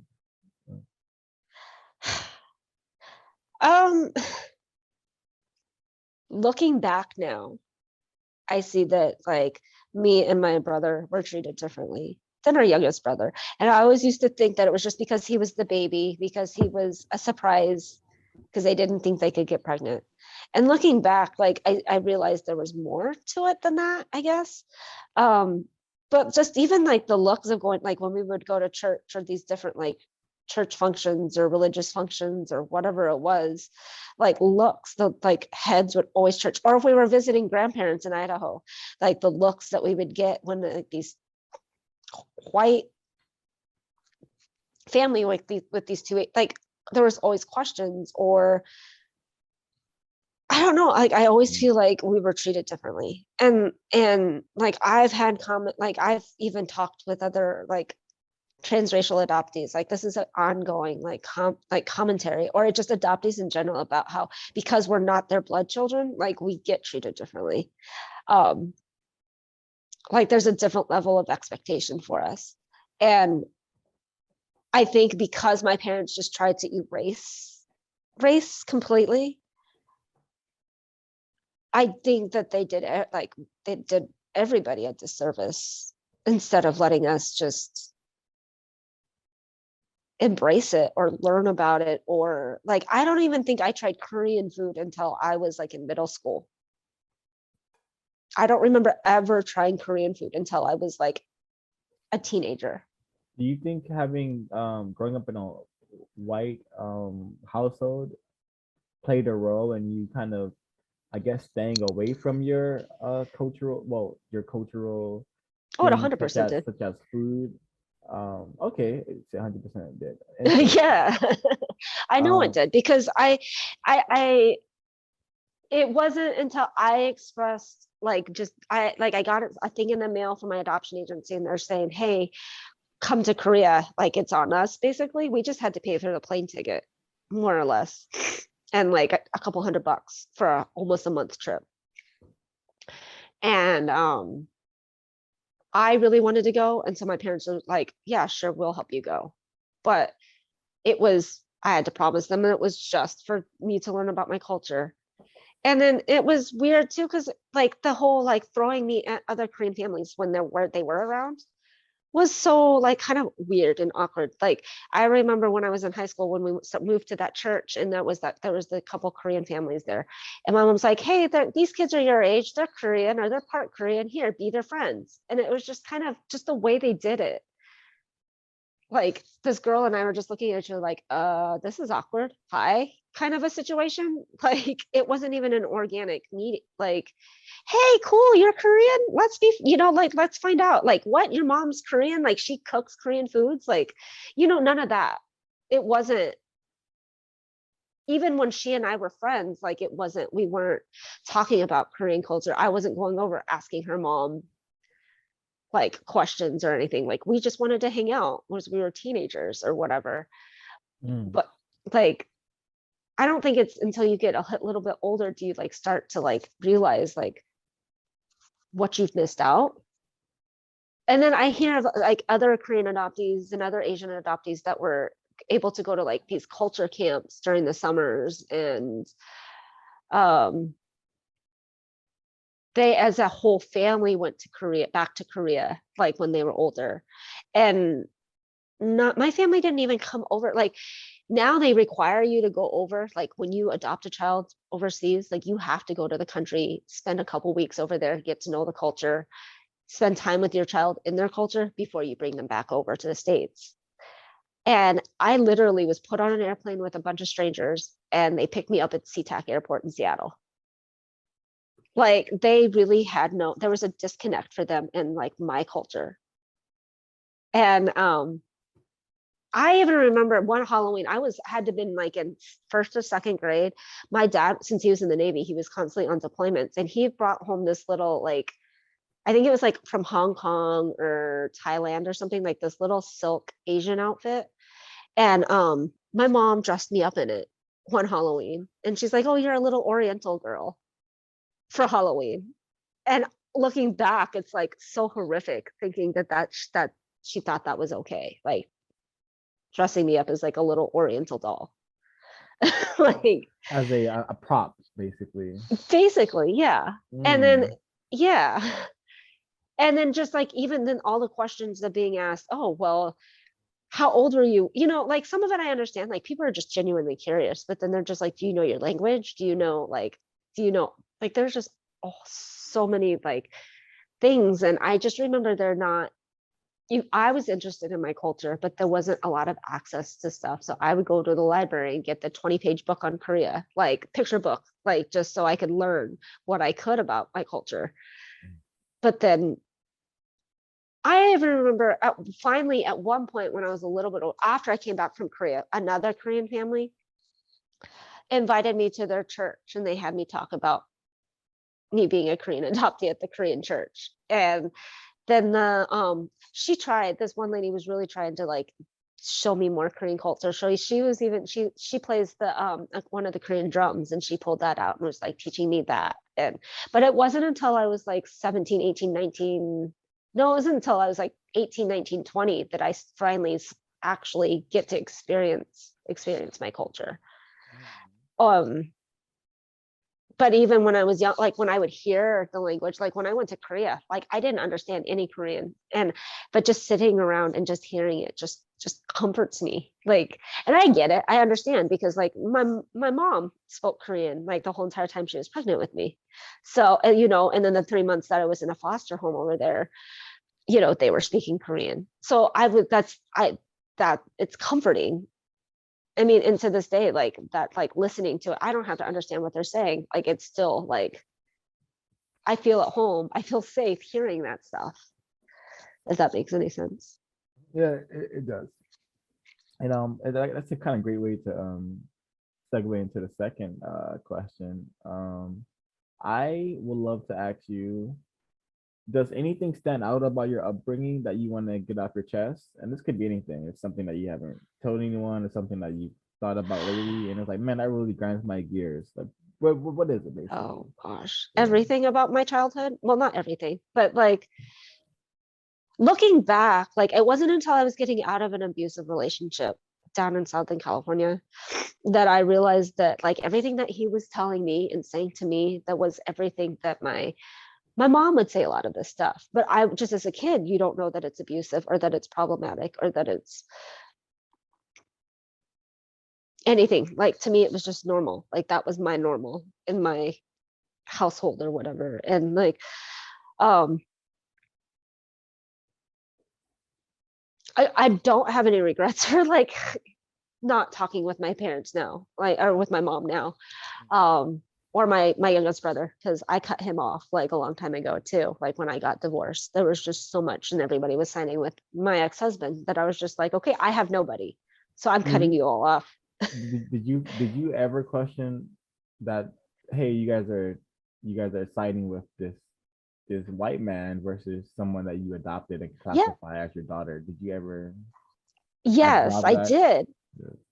I actually, so after we got divorced, or well, no, the divorce was still in process. It took years because he was in the military. He was in and out also. So it took a few years for us to get through like the divorce finalizing and everything. And I wrote my mom a letter once I moved to California. I wrote her just a long letter. And I was just like, okay, this is what I feel, how I feel like you wronged me. And this is how it makes me feel. And she sent a letter back saying, okay, you're a grown adult, own up to your own mistakes. I did nothing wrong. And so I like responded back, okay, well, if and when I do get my kids back, I was like, you will never see them ever again. Like, you're cut out of their lives. Um, it was just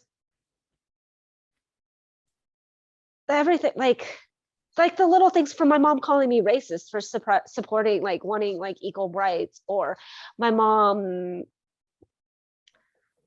being proud that she kept my middle Korean given name as my middle name. But then as a kid, I was made fun of because, so it's spelled out Norang, and everybody would, like, even we would pronounce it Norang. And like the amount of like kids, like, I didn't have a normal middle name. And then besides it was being mispronounced, it's Norang, and it means yellow. And it, like, something just so as little as like trying to look to find out, like they could have done research, they could have talked to other people and said, hey, do you know what this means? Like, and then I was like, as a kid, like classmates would make fun of me because of like, kids are mean, and because I didn't have a quote unquote white normal name, like middle name. Like, it was all sorts of like So like you were yeah, mistreated because of your name was not white enough, it sounds like. And yeah, it seems like basically. the relationship with your ex-husband ended with him successfully taking your children away. Yep. Very tragic, but do not be too much alarmed. This is kind of the outcome when non-white people engage in sexual activities with white people. We've had a number of non-white people explain to us their situation with white people, and for the males, it usually ends with death or greater confinement, or the black male being, on the street somewhere digging through some dumpsters. So thank you so much for getting personal and sharing that. Yeah, And absolutely. I think that the next two questions are kind of as a way for me to kind of see how perception has been shaped within your reality. And Mm. so I'll ask the first question now, and this very very simple question: have you ever witnessed? I mean, you are a person classified as Asian, so I think your response has value. Does anything? I'm sorry. Have you ever witnessed Black people abusing, attacking, or robbing Asian people firsthand? So, in your physical eyesight. Mm-mm. No, I don't care. No, I don't know that I have. Oh, okay. And my second question is: have you ever witnessed white people abusing, attacking, or robbing Asian people? See, I just haven't been around a lot of. No, I can't say that I have. Like, well, not firsthand. What about when you were a kid being bullied? What happened in that situation? Just, just If you feel comfortable kids sharing. just teasing, and or like kids teasing, or like pulling their eyelids back to like make fun of my eyes, or like little stuff like that. Has that did this type of mistreatment continue throughout high school? No, well, no, not really. Interesting. But Interesting. yeah, not really. But I had a very small amount of friends in high school because my parents were so picky about who we were allowed to hang out with. Mm-hmm. So like a couple of those, like one of those friends was that Korean or friend of mine, and it was like I said, it was like more church, like everything was religious and God focused than what was right and what was wrong. Interesting. Okay. Thank you for answering that question. The next two questions are similar, and I'm Okay. just answer what comes to your mind when I ask a question. Try not to psych yourself out too much. When you think of Black people, what comes to mind?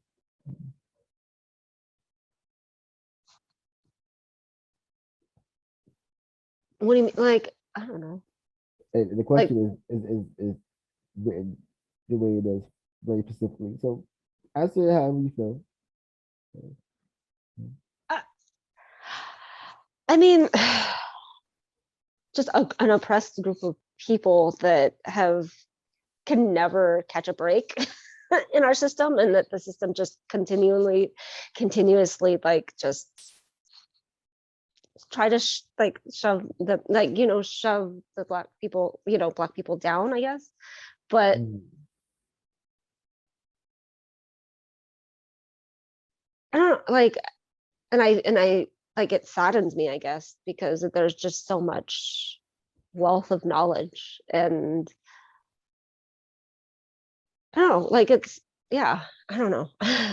That's a very, I don't know how to answer that question. No, it's okay. Let's keep moving. My next question is: when you think of white people, what comes to mind? uh, um, I get very like, I guess I have very negative feelings against white people, just in general. Uh, Just like, how so? I How mean, so? just my personal, like, even just like the whole like adoption and trafficking, like they're just so like comfortable with it and so okay with, I guess I get very frustrated and discouraged because it's okay, it's normalized, it's okay to like, for white people to cause harm, and then it's like they can even say oops, oh, I'm sorry, but then like not never be held accountable. Like, I don't know. All I see is just like white people causing harm to like non-white people, like all non-white people. They have done some form of harm to all of us one way or another, and they can't be trusted. Like, I mean, really, when it comes down to it, like I have a lot of like distrust for white people. Interesting. Thank you so much for your honesty. Sec, yeah, we're getting places. Thank you so much for your time, energy, and patience. Yeah. Uh, this question is pretty simple. Do you think Black people are treated equally to other non-white people? No. No. Thank you. And are you currently in a relationship? Yes. And are you in a relationship with a non-white person?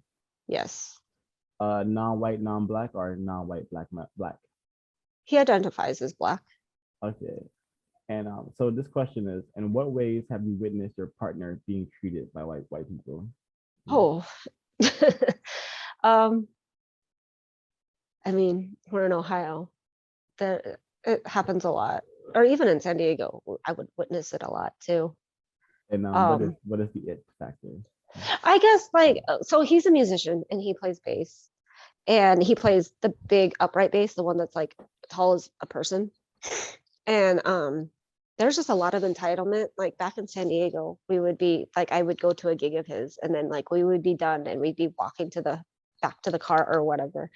And consistently, instead of people like making room for him because he has a big instrument, they expect him to move out of the way.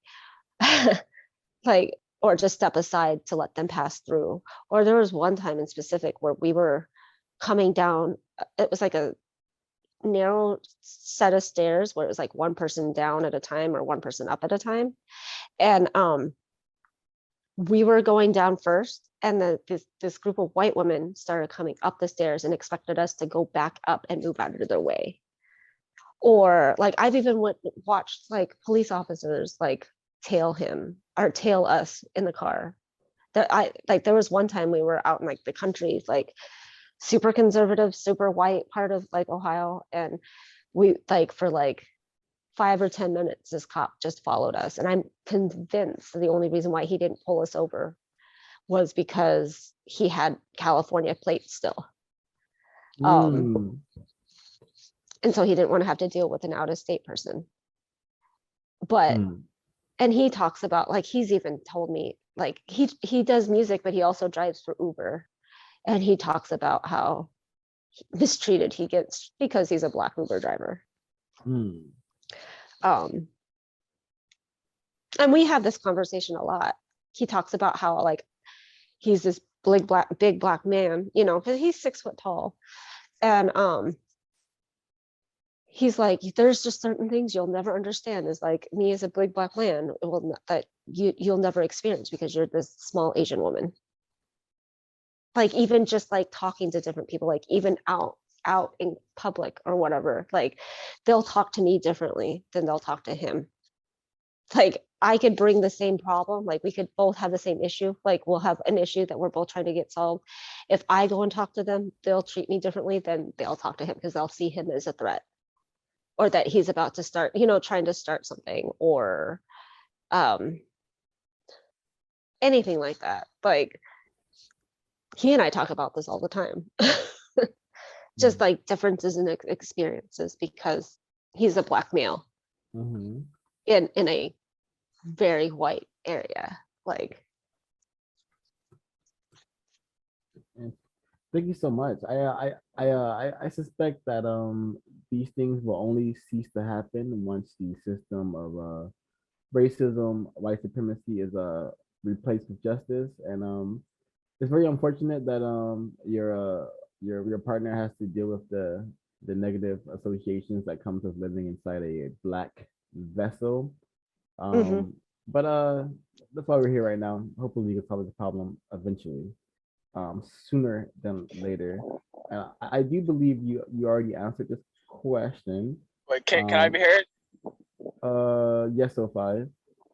I'd like to get a little more information about the question that was asked earlier. You asked if Black people were treated differently compared to other non-white people. Could you elaborate on what ways you've seen Black people treated differently from other non-white people, please? It's just I guess from an Asian perspective, I feel like us as Asians, like even though we are non-white, we still get treated differently. Like even the system treats us differently. Like we're seen as acceptable and are given more opportunities and all this different stuff because we have lighter skin and are closer to being white. But just like I just know like our whole system is geared specifically to tear down Black people, like the jail, you know, our jail system, our like just everything, like our whole entire system just as a whole, and everything seeps into like life just in general. So I like even with just like my boyfriend and just in specific, like being able to talk to him about like what his experiences are like and how his experiences, you know, are completely different than what my experiences with racism and everything are. And I don't know, like, I don't know if I can think of anything in specific, but I just know, just generally speaking, like the lighter skin you are, then the easier it is to blend in and to be accepted by the white man or the white, you know, the like white people in general. Until we're not, but Okay. Oh, five, are you satisfied with that? I'm gonna take the silence as a yes. So I believe you answered this question in one way or another, but I feel like now that the brain computer is operating at higher capacity and you kind of warmed up to all of us. Yes, sir. Thank you. No worries. I wanted to ask you, were you abused or mistreated by your adoptive parents? yes. I And- didn't really realize that it was abusive until I was older. But like even my mom had a lot of body images herself and she kind of took them out on me. So I was like 11 or 12 when she started putting me on diets, calling me fat. Wow. And especially because my other adopted brother, he was completely opposite. He had 0% body fat. He couldn't eat anything, and he would like, we got excited when he broke 100 pounds and he was 5'7".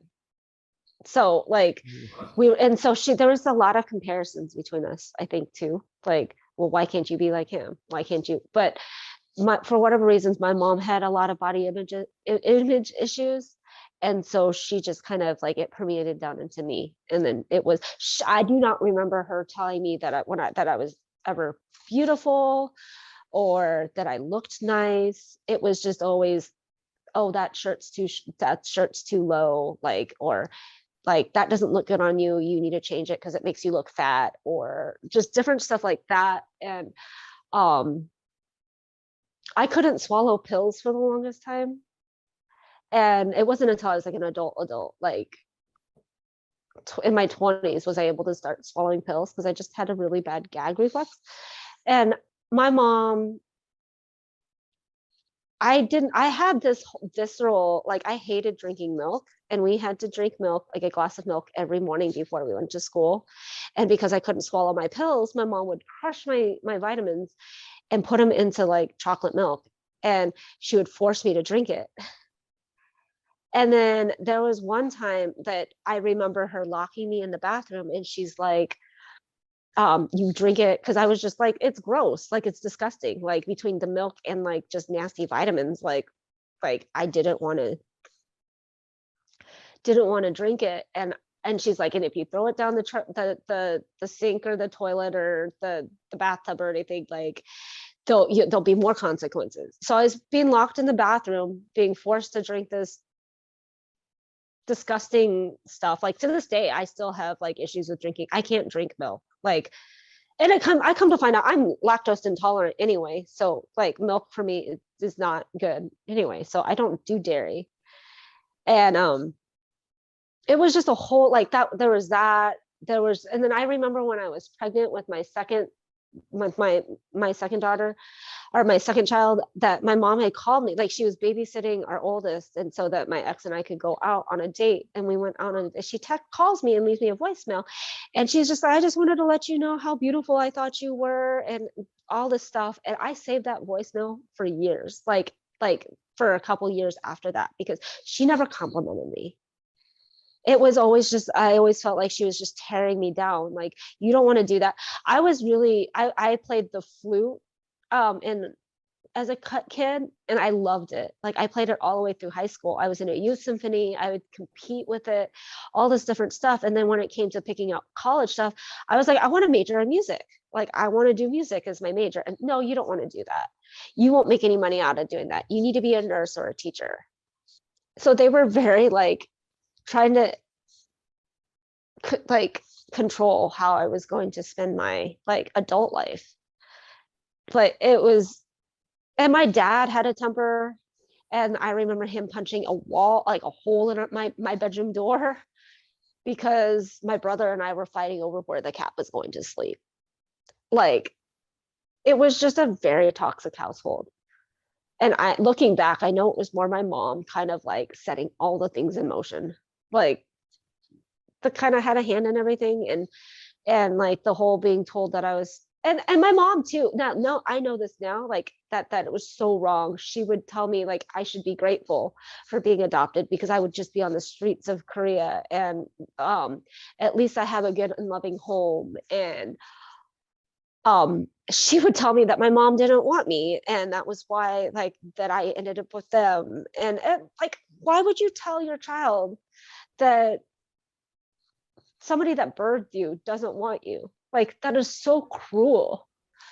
And then like I said, it wasn't until I was older, like a few years ago, like when I was getting out of my abusive relationship with my ex, he was saying the same thing.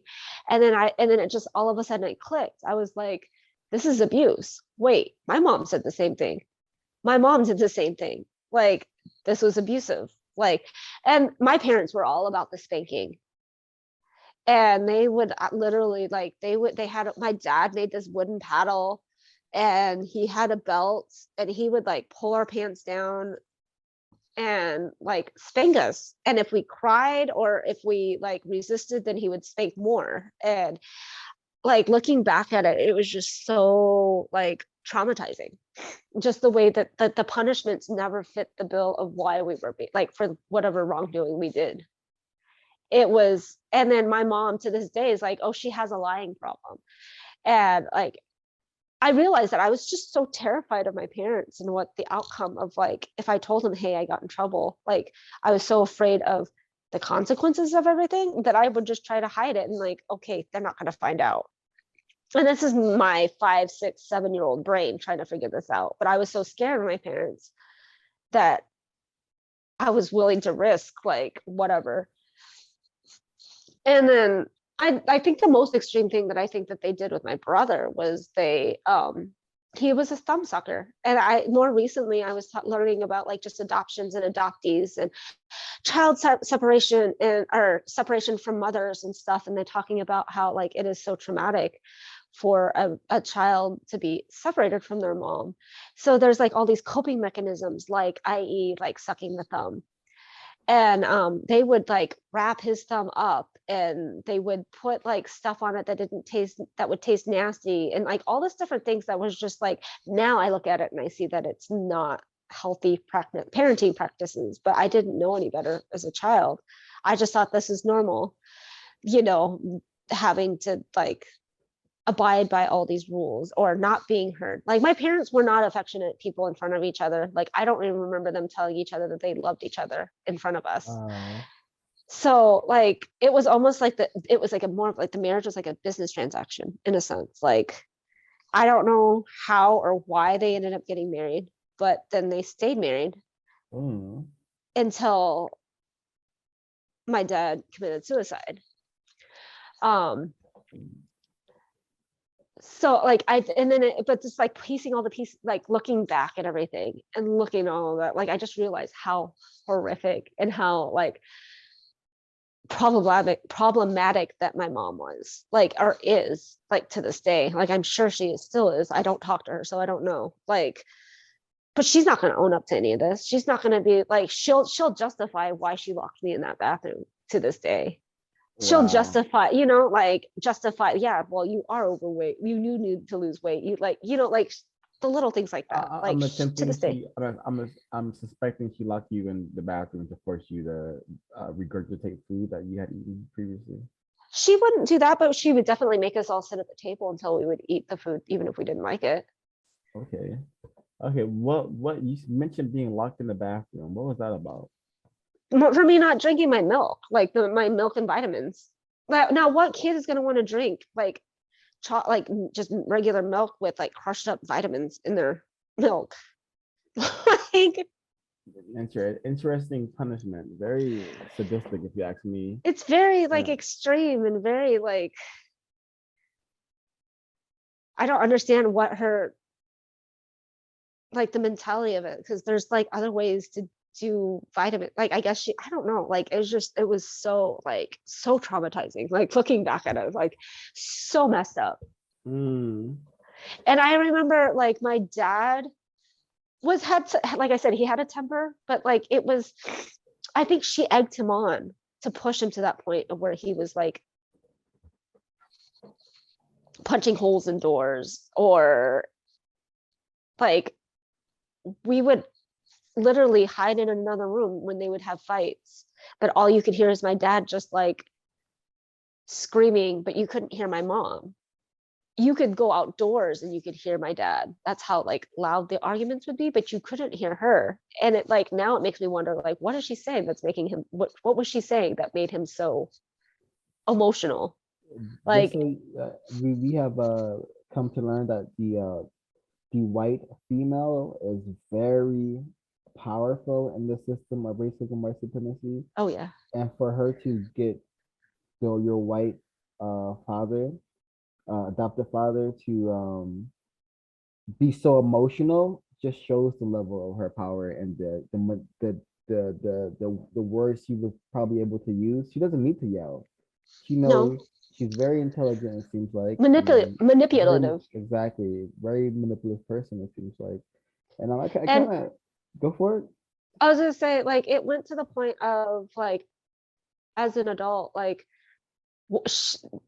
why my dad committed suicide was, he was just going through some like midlife crisis stuff. He had lost his job at a bank that he'd been banking at after he retired, and my mom, I think, was belittling him because he didn't have a college degree and he couldn't get a decent paying job, and it forced him to fake a degree so that he could get a better paying job. And then it turned into, she spun this whole story of that he tried to kill her in her sleep, like suffocate her in his sleep.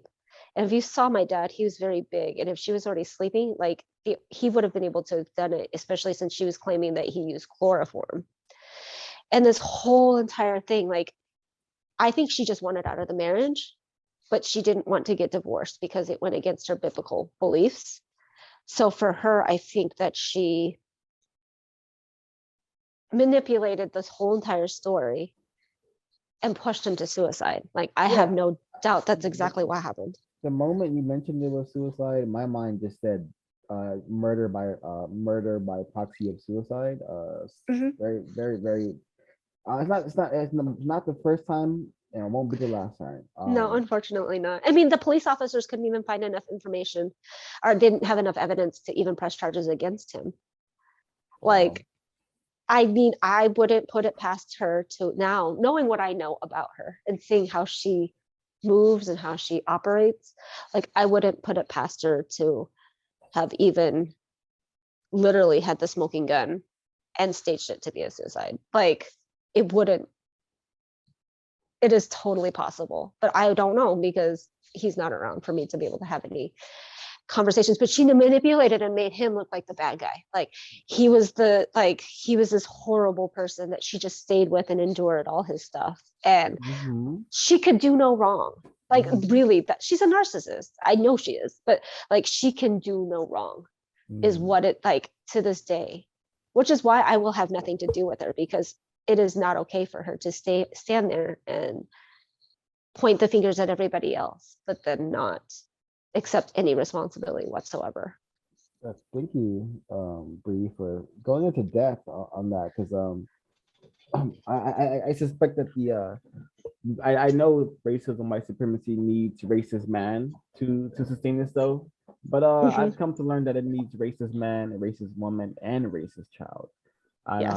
I only have a few more questions. I want to segue into Wait, them. sir, but, before you I lost 05. That's why 05 05 your continue, connection. I 05 want to your, ask, 05 your can we hear? connection is not good at the moment. Can you maybe get to a place that has better Wi-Fi maybe? Can I ask a Um, question, please? Oh, go ahead. Helen, can you ask a question? 05, you cannot be heard. Helen, can you ask a question, please? We'll circle back to 05. Okay, I'm not sure if this is clear. I don't know if I've missed it, but how many children were adopted and how many children were in the home in total? Two adopted and one of their own biological. And what other forms of punishment were afflicted on you besides corporal? We would have to sit and write Bible verses down. Like Mhm. over and over and over again. Like if we lied, it would have to be like we'd have to write like 100 different Bible verses of why lying is a sin, or I mean, that was like a big one. We would, but like they were really just mainly like into corporal punishment. They didn't, because we didn't have a lot of stuff like for them to take away, because this is before the world of like phones and computers. I mean, Mhm. having like that type of stuff. So there wasn't a lot of stuff that they could just like physically take away from us that would, so we would get grounded. But I don't even remember my youngest brother getting in trouble like to the extremes that like I did. I suspect that's because they viewed him as an actual child, Well, they not did. not Absolutely. a asset or something that they were being paid. Were they paid to Oh. take care of you? No, No. All they right. paid like 20 grand for me, Oh wow! So you were purchased by literally. Yeah. Interesting. Did you ever wish to be white? Yes. Yes, Um, actually, absolutely. fortunately, I didn't discover white people in person until I was way late in life, and I thankfully was programmed by my mother, my attempted mother, in some ways to have to want to be just who I was born to be, basically. But I really am curious about the mindset on what it feels like to want to be something that you're not. So could you walk us through like that and how that feels? I feel like that they just so programmed me to be a white, as much as white as I could be. But I just know like all the little microaggressions like in elementary school, like the kids asking me where I'm from, like why don't I have an accent, or like the teasing and like about like laughing about my eyes, or like they pull them back, they pull their eyes back so they look more quote unquote Asian or whatever, or all of those little things. Like when you're a little kid, you don't want to hear that, like that you're not one of them, like they see you as different, so you just want to blend in. And I think because of being adopted too, like there's a gazillion other questions people want to ask because they don't understand, like yes, especially when you're in elementary school, not understanding what adoption, like what being adopted means, or just it gets exhausting having to answer all these questions, even the little things like going to the doctor's office and asking, okay, like do you know your medical history? Like, I mean, I know it's not so much wishing I was white, but just like having more identity and more answers to my like backstory of everything. But absolutely, like there were times, especially where we were in predominantly white areas, a lot of the time, like living in those areas, like hating looking around and just you being that one or well, two people, since my brother was there too, like just sticking out, and people looking at you differently because you look different, and being stared at because you look different and because you're with a white family, or like it was a constant like not understanding like some of that, and especially where I wasn't learning about my culture. And then my parents are telling me, like, we don't look at race. Like there was just something like, well, I don't look like them, but I would like to look like them because I want to feel like I belong to someone too, because we didn't look like our parents. So there was, like even yesterday, it was interesting, this total kind of side note, but not really. There was this family, Asian family, or well, the dad was white, the mom was Asian, and then like the rest of the family, like were the girls were Asian too. And so I just figured they were just mixed babies. Come to find out that they had adopted from Korea. I'm not Korea, from China. And in my head, I'm thinking like how like it would have been a different perspective had I been adopted into an Asian family. Like, and that didn't happen very often, that the Asian, like Asian families would actually adopt Asian kids. And so like just just just thinking about how like, or even just recently I just met a biological cousin of mine. We're like second to fourth cousins or something like that, and he lives locally to me. And it was just it's a really weird and surreal thing to look at somebody that's mirrored back at you, that we have the same smile, we have the same nose. This is like somebody that's like blood related to me. And it's so weird to see that. It's so surreal. And he's just like, I don't care like how distant cousins we are. He's like, we're family. And it's just a weird, like, it's a weird thing. It's a weird feeling. It's very surreal to see somebody like just mirroring that. I mean, yes, my kids are the same, look like me or whatever, but you can still see that they're mixed and that they have white, they're white, half white. So it's even that's a little bit different. But yeah, as a child, I always did. As I got older, I had always wished, like there were times that I wished that I was white, or I was in a different family, or like just so that everything just felt like they fit together more, I guess is more what I wanted. And because I did see my brother, my young white brother, being treated differently than me too. I feel like maybe there was some of that envy of like, well, maybe if I had a different skin color, then maybe they would treat me differently. And who knows if they would have or not. It could have been just specifically because we were just adopted. We weren't their blood biological kids, that they felt like they could treat us differently. Very interesting. Very tragic as well. And but it's to be expected whenever living in a household with white people. Because of the powerful nature of the system of racism, white supremacy, it is, I believe it is impossible for them to not mistreat you in some shape or form, because it's generational. This programming is, I think, in their blood and DNA, and I think it's in the brain. I think it's in the veins that circumvent the electrons in the brains and whatnot. I just think it's unavoidable. And you may have answered this question, but I just want to do my duty as a attempted counter racist scientist. Have you ever been made fun of because of your physical appearance? Yes. Yes, absolutely. Especially in elementary school.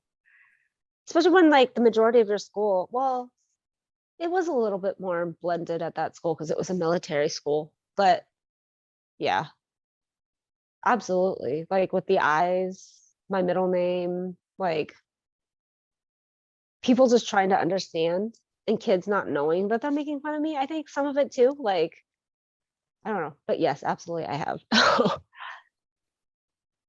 Okay. And do you have any white friends? And if so, do you guys talk about race? I have a few white friends now. I kind of cut white people out of my life for a while just because I just didn't have, I had a lot of distrust. And just realizing that like there's so much racial bias, even though if they think that they're not, like the racial biases come out at some point or another. I have a couple, and like a couple of my coworkers are white and I'm friends with them. And we've talked about some stuff. We haven't gotten a chance to talk as much as we've been able as I would have liked yet, but I know that especially one of them is very open to learning. And I like just kind of learning from where she's come from and everything. Like, I think I've been a good person in her life to like be able to have that type of conversation. We just like, even just this in general, like, so she's she's a photographer too, as well, at the same studio as I am. She's my assistant manager.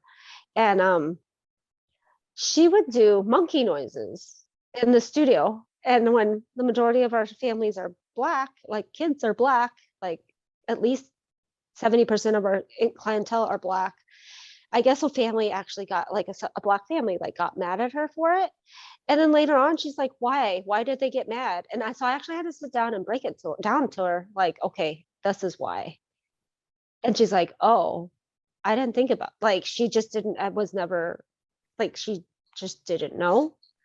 Like, she didn't think about it from that perspective. Nobody had ever talked to her about it from that perspective, nothing. And then like, since then she stopped, like after that, she's like, well, I don't want to be, I don't want to be a part of the problem. But I still have like a high distrust for white people. So even if I have friends that are white, I only keep them so close, if that makes any sense. Like I know that they're not going to be like my best of all best friends, like ever. Like none of my closest friends are white. Interesting. And I just have two more, and then I'll free the room for folks who want to chime in. Has being how Wait, has can I be heard now? yes, you can. 05. Yeah. Earlier you mentioned that your race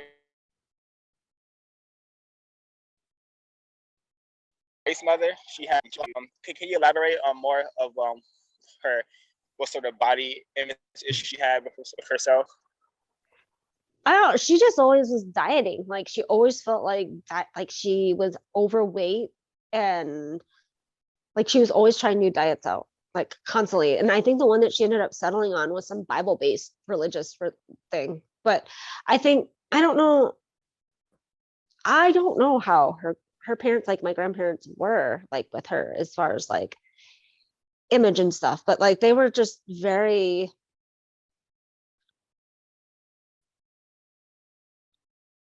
she was just like very, she's just worried about her weight, like constantly worried about her weight. And like with my brother, like they were constantly trying to put weight on him because he was underweight. But it was just very like, in her head, I think she just had of what the perfect body type was, and to her she wasn't that way, and then I wasn't that way either, even though like just me proportionally I'm not like what I think she had, like her mentality size was like that, like skinny white woman, like that was her whole. Did she ever mention anything about the color of her skin? No. Or make comments about it? Like that, like it was, we just didn't talk about race. Like it was just one of those unspoken, we didn't talk about it.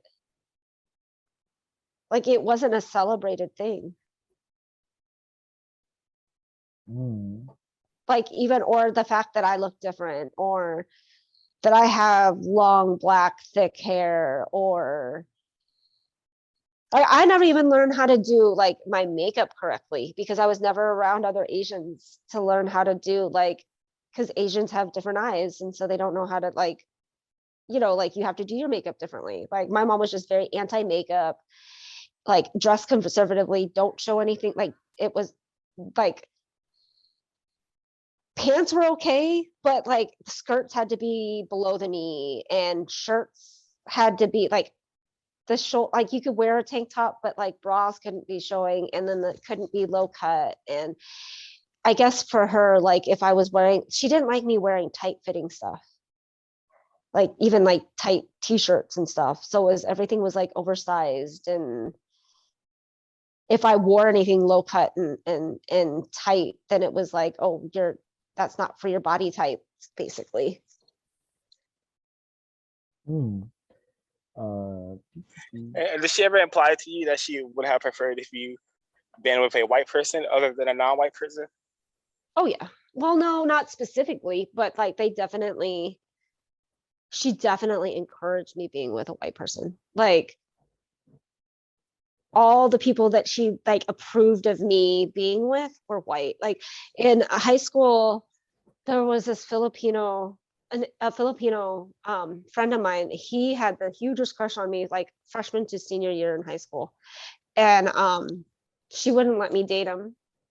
Like she was very against dating anyway, because for her, dating was courting, and courting was for the intent of getting married. So, but like all the guys that she liked were God-fearing white men.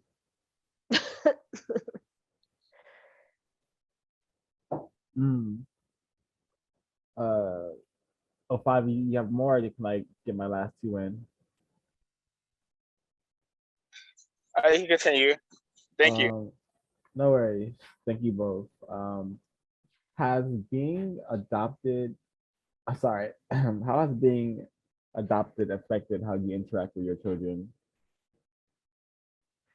Well, I mean, so I have 3 kids, and my my 2 oldest are 16 and 14, soon to be 15, and then my youngest is 9. And my 9-year-old, I'm in the process of fighting custody for her. He was abusive, and his parents totally whatever. But like when I've been in their lives, it totally has changed it. Like me being adopted, like I think there's different things that I've given them, like especially my youngest daughter, because her dad is multiracial, and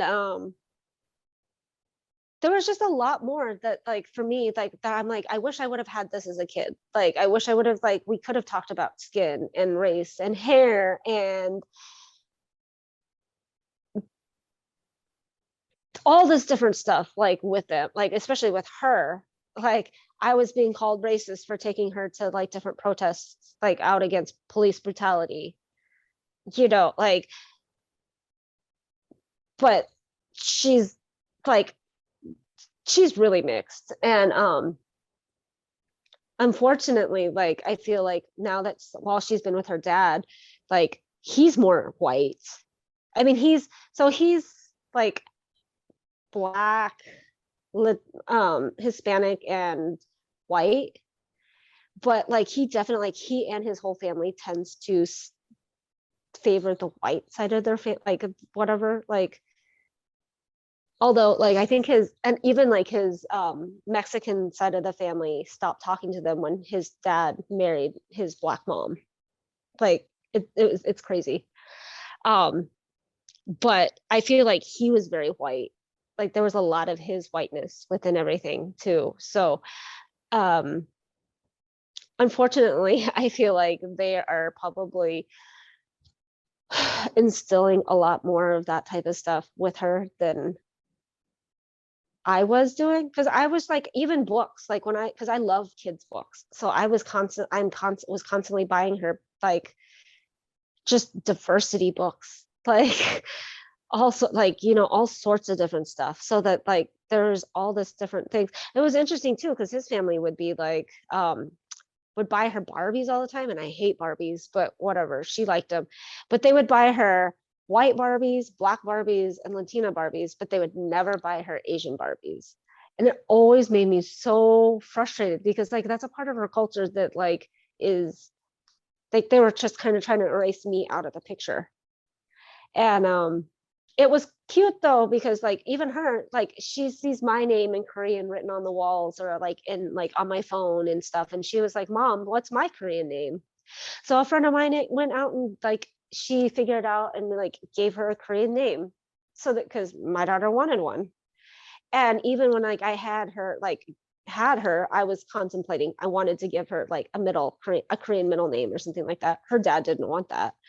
But like, I don't know, just being adopted and like having your own kids is like a whole, especially when you have an abusive family, like it makes parenting so much more challenging because like there's all this stuff that like there's things that I know that in my head I'm like I would never do this because this is like I know like how it harms me or how it affected me, so I'm gonna like change things differently and I'm going to do this differently. I don't know, it definitely like that's something like that in the adoptee community we talk about, especially like the transracial adoptee community. Like, how is it different to like raise a kid of, you know, a non-white child when being raised by a white family? Like, it's a challenge. It's, you know, like kind of like turning off and learning to like unlearn and relearn new things so that you're not like still perpetuating all of that with, you know, your future, you know, with your kids. Mm.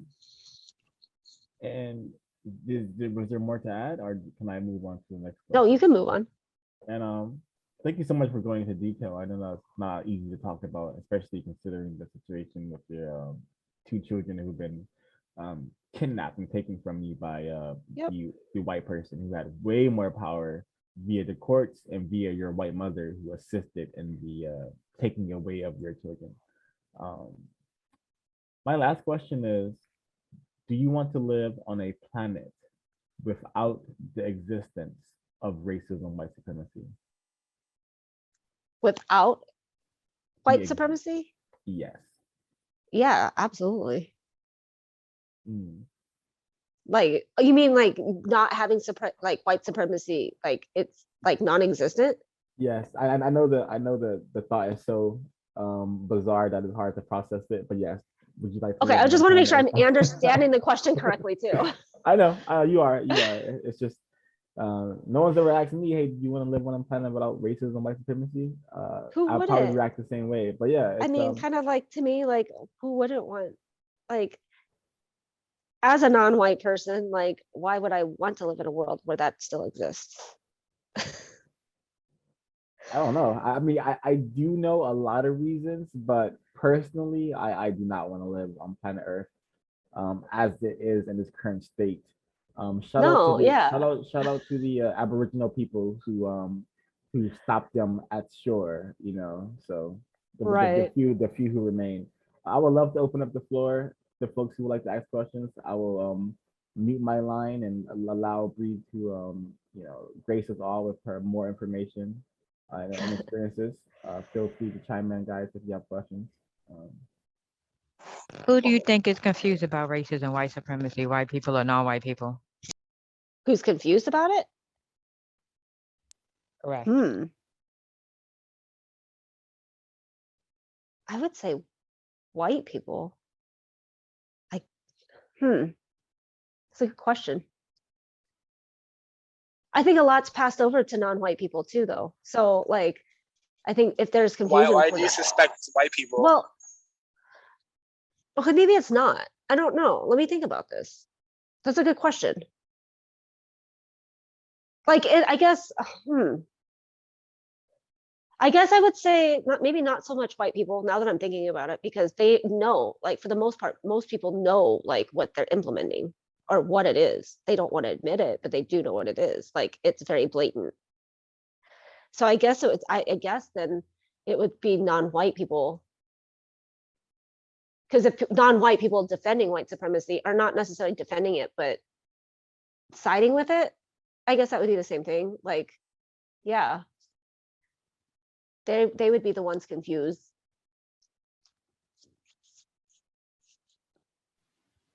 That's an interesting question. Can I be heard? Can I be heard at all? Yeah. Yeah. Okay, great. Did your ex-husband ever use racist language or make so-called racist jokes about Black people? If he did, never around me. But he did. He did have a filter around me to a certain point. Like there was a lot of stuff that he kept from me. Or he would act differently around me than he would like his other friends too. So you suspected that he did make racist jokes about Black people, but he just didn't make them around you? It's possible, yes. It would not surprise me. Okay, and do you think that the so-called Black people and Asian people's conditioning under a system of racism, white supremacy has been different? Oh yeah. To a certain point, I think. Just because like it was like just even our experiences are different with like even our history here in America is completely different. Like Okay. No, continue.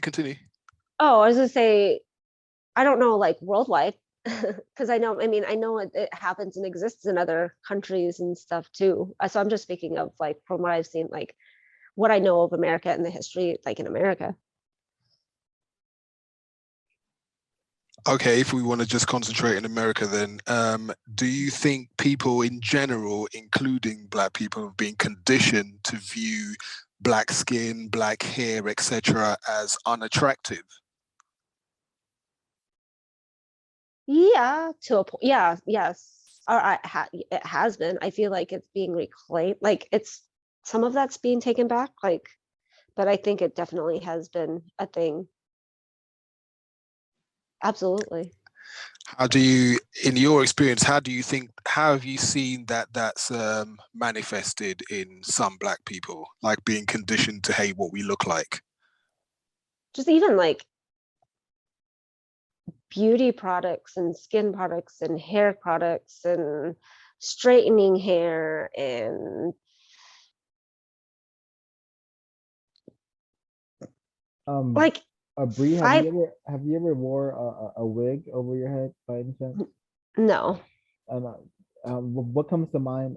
What comes to mind? What comes to mind when you see people with that over their head? Because I feel like there is a collective. Hey, let's not say anything, but we are thinking it when it comes to non-white, non-Black women, females. When they see that over the Black female's head, is there like some type of understanding that you all have that you don't speak about publicly? Oh, I don't know. I don't know if that's anything been in conversations that I've had with people.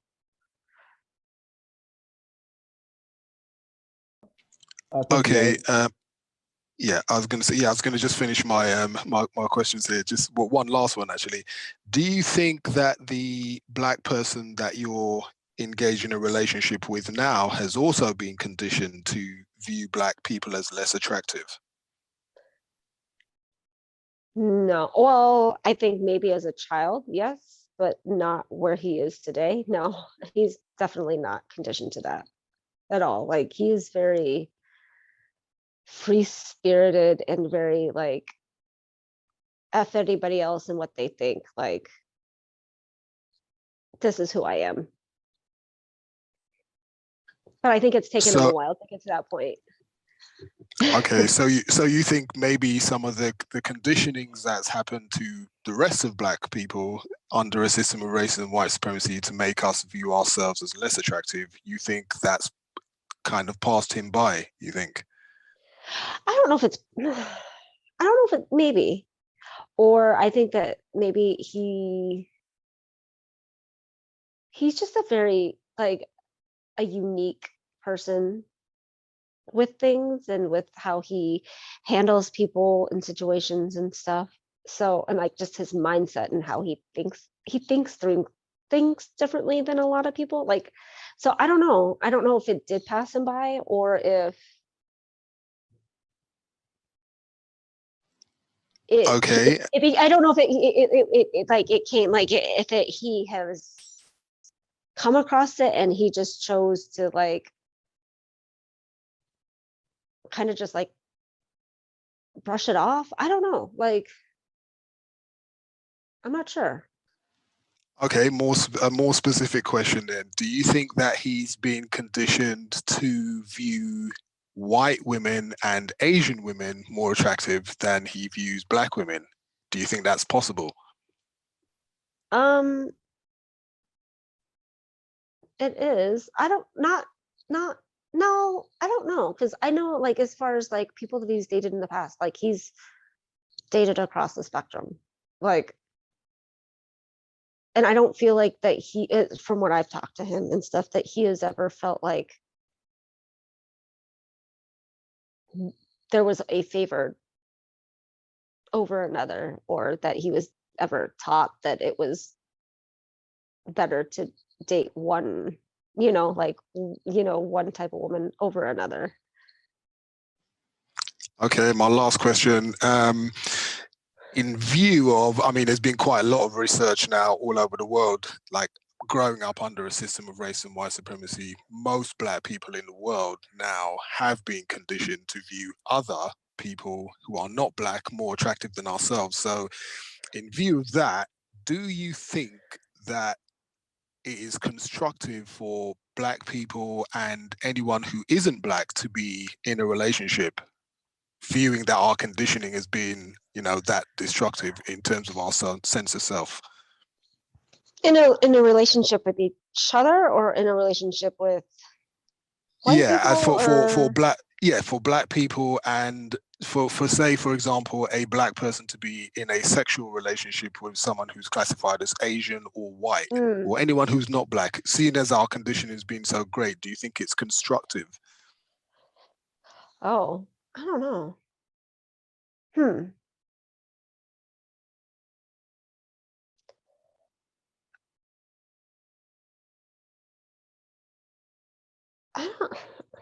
I'm not sure. Okay, that's fine. Because that's a tough question. Because I understand what you're asking. I just don't. I don't know how to. I don't. No, that's fine if you don't have that's Okay. fine if you don't have an answer for that question. That's okay. That's my last question actually. So anyone else who has questions, go. Yeah, Miss Bree, when you were with your ex-white husband, were you ever compared to white women? If so, in what way? Like, did he compare me to white women? Yeah, like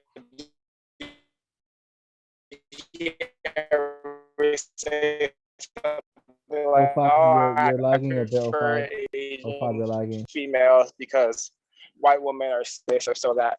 Any of those kind of. No, he never said anything blatantly outright. Like, but I know for the most, I think he's only ever dated white. I think he's married to a white presenting. I think she's Brazilian, but she looks white. And I know everybody that he's dated before me was white too. So I think, I don't know. Like, I don't know where he stood as far. He and I never talked about race.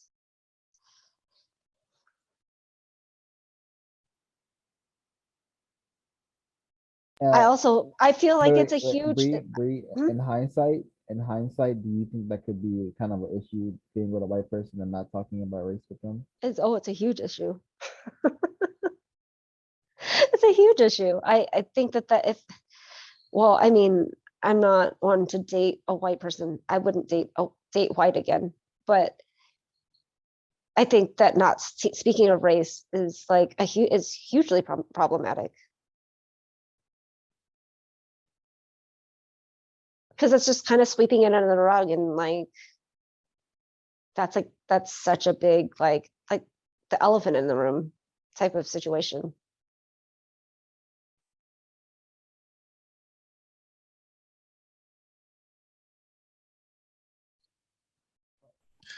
Okay. Um, Sorry. how much do you sorry, think? smoky damages. No, go. If the error is like that again, I'm just gonna go ahead and see if we should move into moving comments. Sorry to cut you off, smoky damages, but let's, if you have questions, get them out, especially if people aren't talking.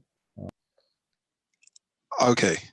How much do you think that racist, like white supremacists, practice racism in a? Do you think it's more of a subconscious or a conscious thing? I think it's both. I mean, I think there's a lot of subconscious, but I think that like just there's a lot of consciousness like that happens on a day-to-day basis. It may not be just like hateful or, but it's still those microaggressions that still come out as like, yeah. So when that female that you said, when you said you were talking to that female who made the monkey noises and you had to explain to her that what she did was wrong, do you really think that she had no idea that to make monkey noises, etc.? Do you really think that she thought that she didn't know that it was incorrect? Good question. I don't, part of me thinks that she was just really just lived in her own little bubble, like, and she just never thought about it, like never, like I really feel like that there's, because I know that there are so many like white people that just stay in their bubble that never hear of other stuff. And I know that she was in quite the bubble. So I don't know, like, I don't know, like, I don't, it's possible that she just had no idea, but then it is also possible that she just, it was just very ignorant and she just wasn't thinking about it either. Okay, have you already given your definition on this broadcast about your definition of what racism is? It's like it's a system that tears down, not a system built by white people to like tear down and to hold down like non-white people. I guess, like, I mean, in a very like layman's sense of the word. Okay. Do you ever use the term white privilege? Yes. What does that mean to you? Just having access and not having to worry about certain things too, but having access to resources and different opportunities that just because of money, like not, I mean, and white privilege isn't just money, like, but you know, money, like finances and money definitely does play a part of that. But just having access and being able to, oh, and then also not being not experiencing stuff too, like it's you know, white privilege is not experiencing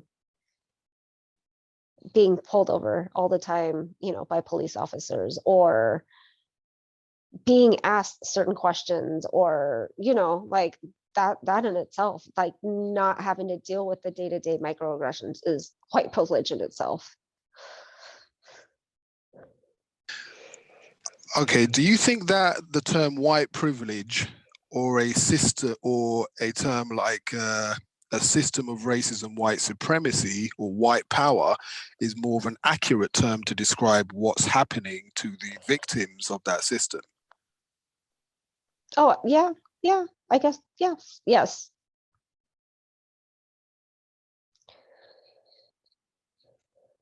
Okay, if anyone else has any questions. Hello, Bree. What are your suggestions for ending the system of racism, white supremacy? Oh my goodness. I mean, I don't know if there's anything that can be done, because it was so manipulated into like everything, like our whole system is just so like permeates everything that it almost seems like an impossible thing. I mean, even like things like having conversations like this, need to be happening more often, and like just changing policies and stuff. I think that I don't know if there's any like, there's so many different actions or solutions, or I don't know, like I guess there's just there's a whole lot of stuff that needs to be done, but I mean it has to be like and as a collective too, and I think everybody is so like on their own me that we don't have these conversations enough to be able to talk about it, even if it's uncomfortable, or being able to talk about this, like have conversations with white people about this, even if it doesn't feel good, it, you know, like it, like having that conversation with my coworker wasn't a comfortable conversation, but like I think it's necessary. But I mean, there's so many like legally, like, you know, like changing the system from the inside out, like just trying to like change bills and laws and all this different stuff. But then also like from the ground, like just talking to people and having, like I said, just like that conversation, Mm. education. Free. This question just came to my mind, and I feel like it's a safe question to ask. Is there like a collective, conscious or subconscious element within Asian people to deter away from talking about race and racism?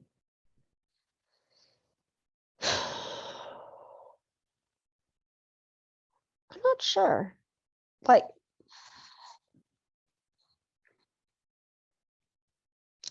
I feel like the parts of the Asian community that I'm a part of is not like a very good representation of the whole Asian community. Mm-hmm. So I don't know, like, I'm not sure. I And think well, and I don't know if it's shifting too. Like it, I don't know, like I feel like certain things are shifting. Like I think that their experiences, like with all the COVID stuff and the Asian hate during all this COVID stuff, has kind of mhm. opened some people's eyes up a little bit more. And it's like it for me, it's opened the door to be able to have conversations and to talk about racism more broader, you know, not just within the Asian community. Okay, you understand how this feels. Okay, now imagine this times 100 with these other community, you know, like, so I think it definitely has opened the door. Like some people are becoming more, Mm. I don't know, So like, yeah, but I don't know it collectively, like as a whole Asian community, like it's kind of hard to say because from a what about from an observational standpoint? from an observation, yeah, I think that there, yes, I think that it doesn't get talked about enough. I feel like it's easy to just kind of be quiet about it, and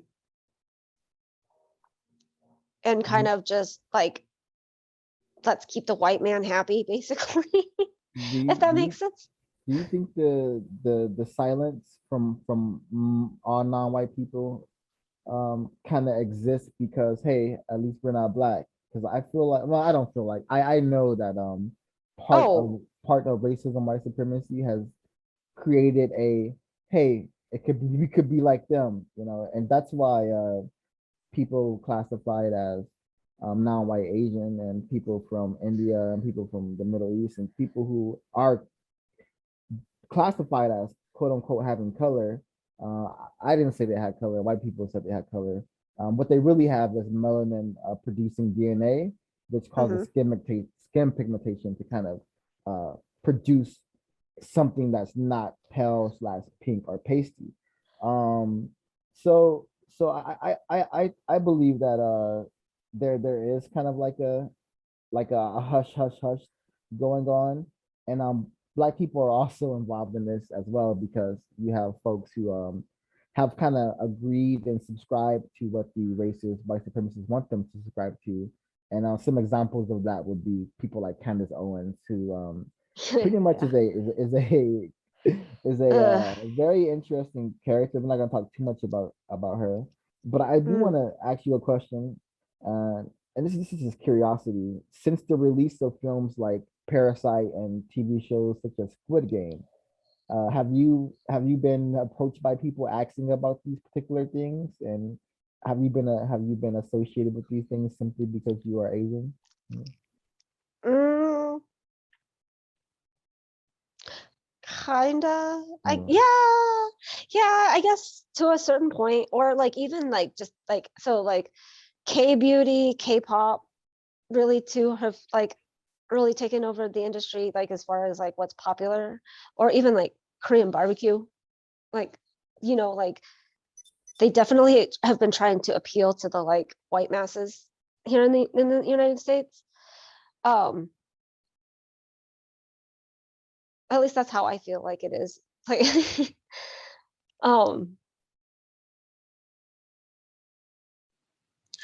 and it's What I were guess it's kind of I was gonna say it's kind of weird too, because like with all of this stuff that's now all of a sudden just popular, that's from Korea, like it's been like I've known about it before it became popular. And then I'm just like, oh, here's this whole new fad of like, or even Ariana Grande, whatever her name is, like getting her eyes cosmetically fixed so that she looks Asian, so that she looks K-pop-ish or whatever that she did to get her, like, that's how far like to the extreme now that like it's gotten, at least here in the States. It's interesting.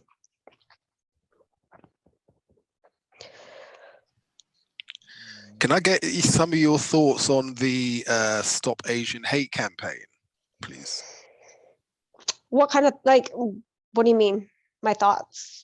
Like, I mean, what do you think of the direction that it's, I mean, for example, I've seen from the start of the Stop Asian Hate campaign, I mean, I don't know if it's been your observation. Have you seen any examples of this where there's been quite a lot of emphasis that it's Black people who really hate Asians? I hate that narrative. Yes, I have seen it, because the only stories that have ever made it to the news are Black people attacking Asian people. And I think that is so wrong, because I mean, yes, it's happening, but they're just trying to, I feel like the media was trying to twist that, trying to divide us more. Because I know that like a lot of just the stuff that's not making the news that has happened with the Stop Asian Hate stuff is white people that are making these comments and that are pushing people over to the edge to where they started this campaign. The news just started reporting Black people because they love to villainize Black people in the media. And it drives me nuts, because every time something happens in the news, that when it happens, it is a Black person doing this against an Asian person, when if you actually look at the registries of like, because there's an actual like database that they had put together, it just, that's not really the case. Like it just those are the ones that just happen to make the news because it's more sensationalized. It makes for a better story. Okay, do you think that people who are classified as Asian, generally speaking, do not realize that? I mean, what you realize, what you've just said, do you think collectively most Asian people do not realize that that's sort of propaganda, if you Per will? se. I think that like a lot of people know that that's not the case, just because we actually have it, like a lot of people have experienced their own stuff, or I've been hearing of friends that have had stuff happen. But unfortunately, so I don't know, like collectively though, like if they believe, like if they're believing it, like, I mean, okay, I take that back. Yes, I have seen in a couple of my adoptee groups where that was one of the things that came up. Like they wanted to take it that direction and people shut it down really quick. They're just like, no, like you're not even going there. Like, but I don't know if people are actually believing that it's just Black people that are attacking Asians, or if people do know outside of what's being in the news that it is more. I believe that it is more white people that are perpetrating it. I know that it's more So, white people, but most people believe that it's Black people. Go for it, smoking damages. Yeah. Which Yeah. is So unfortunate. when you said people wanted to take, when you said that in the adopted group, or you said people wanted to take it there and they got shot down, what do you mean they wanted to take what where? Because basically that they wanted to be, I want an excuse to be racists in a sense. Do you mean it was people who were classified as Asian wanted an excuse to be anti-black? You're talking about? Yeah, being anti-black, yes. Okay, so Because do you think those groups are specifically only Korean adoptees or Asian adoptees. Like, so we are all like of Asian descent that are in these groups. And then like I have seen it a couple of times where they've clung, like the article that they're showing, and then it just kind of opens that can of worms of let's be anti-black instead of, okay, that's a sad story, but let's dig into this more and have a bigger conversation about how it is predominantly white people that are doing the attacks. It's just, I have not seen a conversation where in those groups where they've talked about how the news says one thing, but everybody knows it's another. My friends collectively know this, but that's just because they wouldn't be my friends if they thought differently. You know, this is what I was going to think. I was going to say, do you think that people who are classified as Asian are more victims of a system of racism, white supremacy, or do you think that they are in, I don't know, in more danger from black people? white supremacy all the way. They're more in danger of white supremacy, even if they don't see it. Like I see that, I know that. Now, whether I mean, I don't. But then again, too, you got to think that in like a lot of these Asian groups that I'm in are Asian adoptees who are like transracial adoptees that were raised by white people. So it would be easy to just filter in that narrative about Black people, you know, to make them like just, it would be so easy to just kind of pass that knowledge along, or even like subconsciously, but I would say more consciously along to, you know, like white parents passing that on to their Asian children.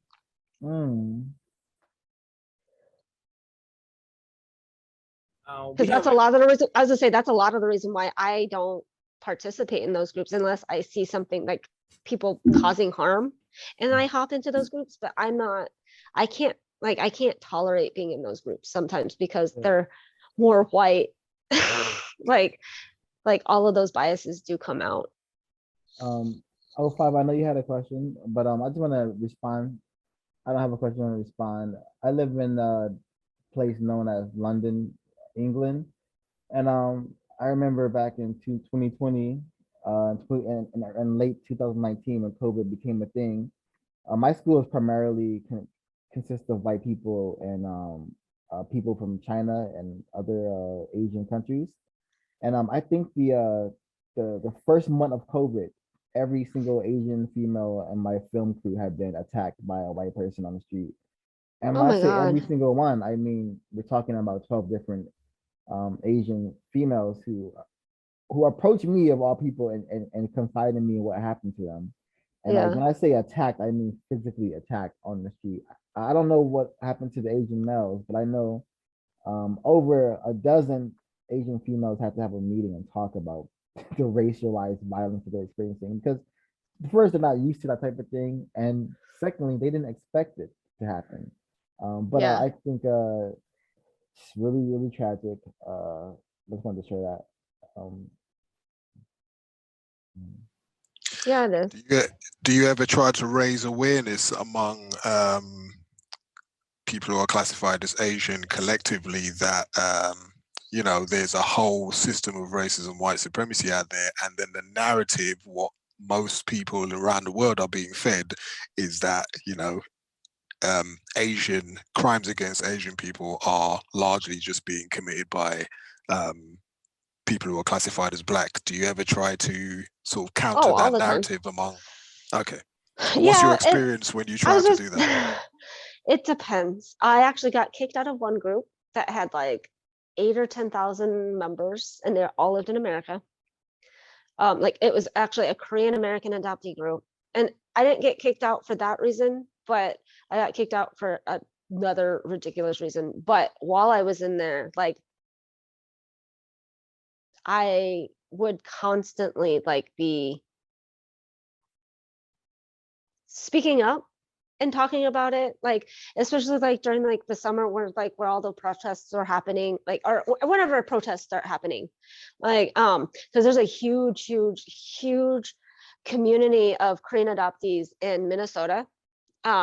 Huge, like that's like all like the centralized, they're all, I don't know what it is and I don't know why, but they are all there. Like they joke around how like Minnesota is the land of a million cats, like Korean adoptees. So like when all the protests were going there, like I was having to watch people and watch what they were saying about like what was going on with like the police brutality and the protests and everything. And I would constantly be in those groups, like trying to educate people. And most of the time, thankfully, I have like 2 or 3 other friends that are in those groups too. So like they would pop in and like help back me up and everything. But most of the like sometimes it gets ridiculous. And then it's like, okay, I feel like I'm talking to a wall, like, and then we'll be here like, okay, your guys' whiteness is totally like seeping through, permeating through right now. Like take a step back and like look at what you're saying, right? And it was a constant, sometimes it is a constant, like, oh my goodness, like why, like how, I don't understand. I mean, I do understand because I've been a part of, like, I used to think that way to a certain point, or my parents tried to get me to think that way. I just had happened to kind of catch on at a very young age that some of it was just wrong. And Your I parents think tried to get you to think in what way? Like, you mean be just kind of anti-black? just You mean? like not, or just, I don't think directly, like indirectly, like be anti-black or anti, like, yes, but I think it was more because they were white and they didn't know better. Like I said, What when I kind of was trying, things did they like used to say to you?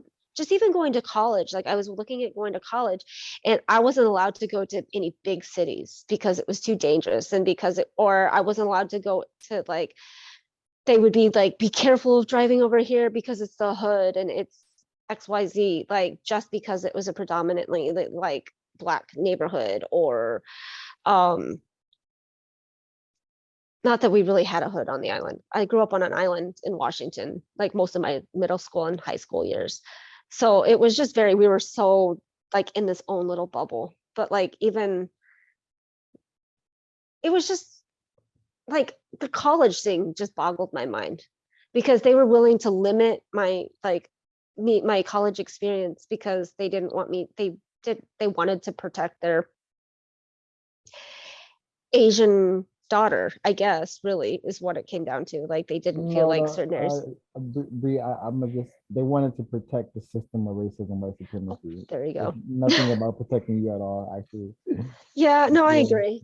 But I mean, in their heads, that's what they were using, or that's what they were using as an excuse.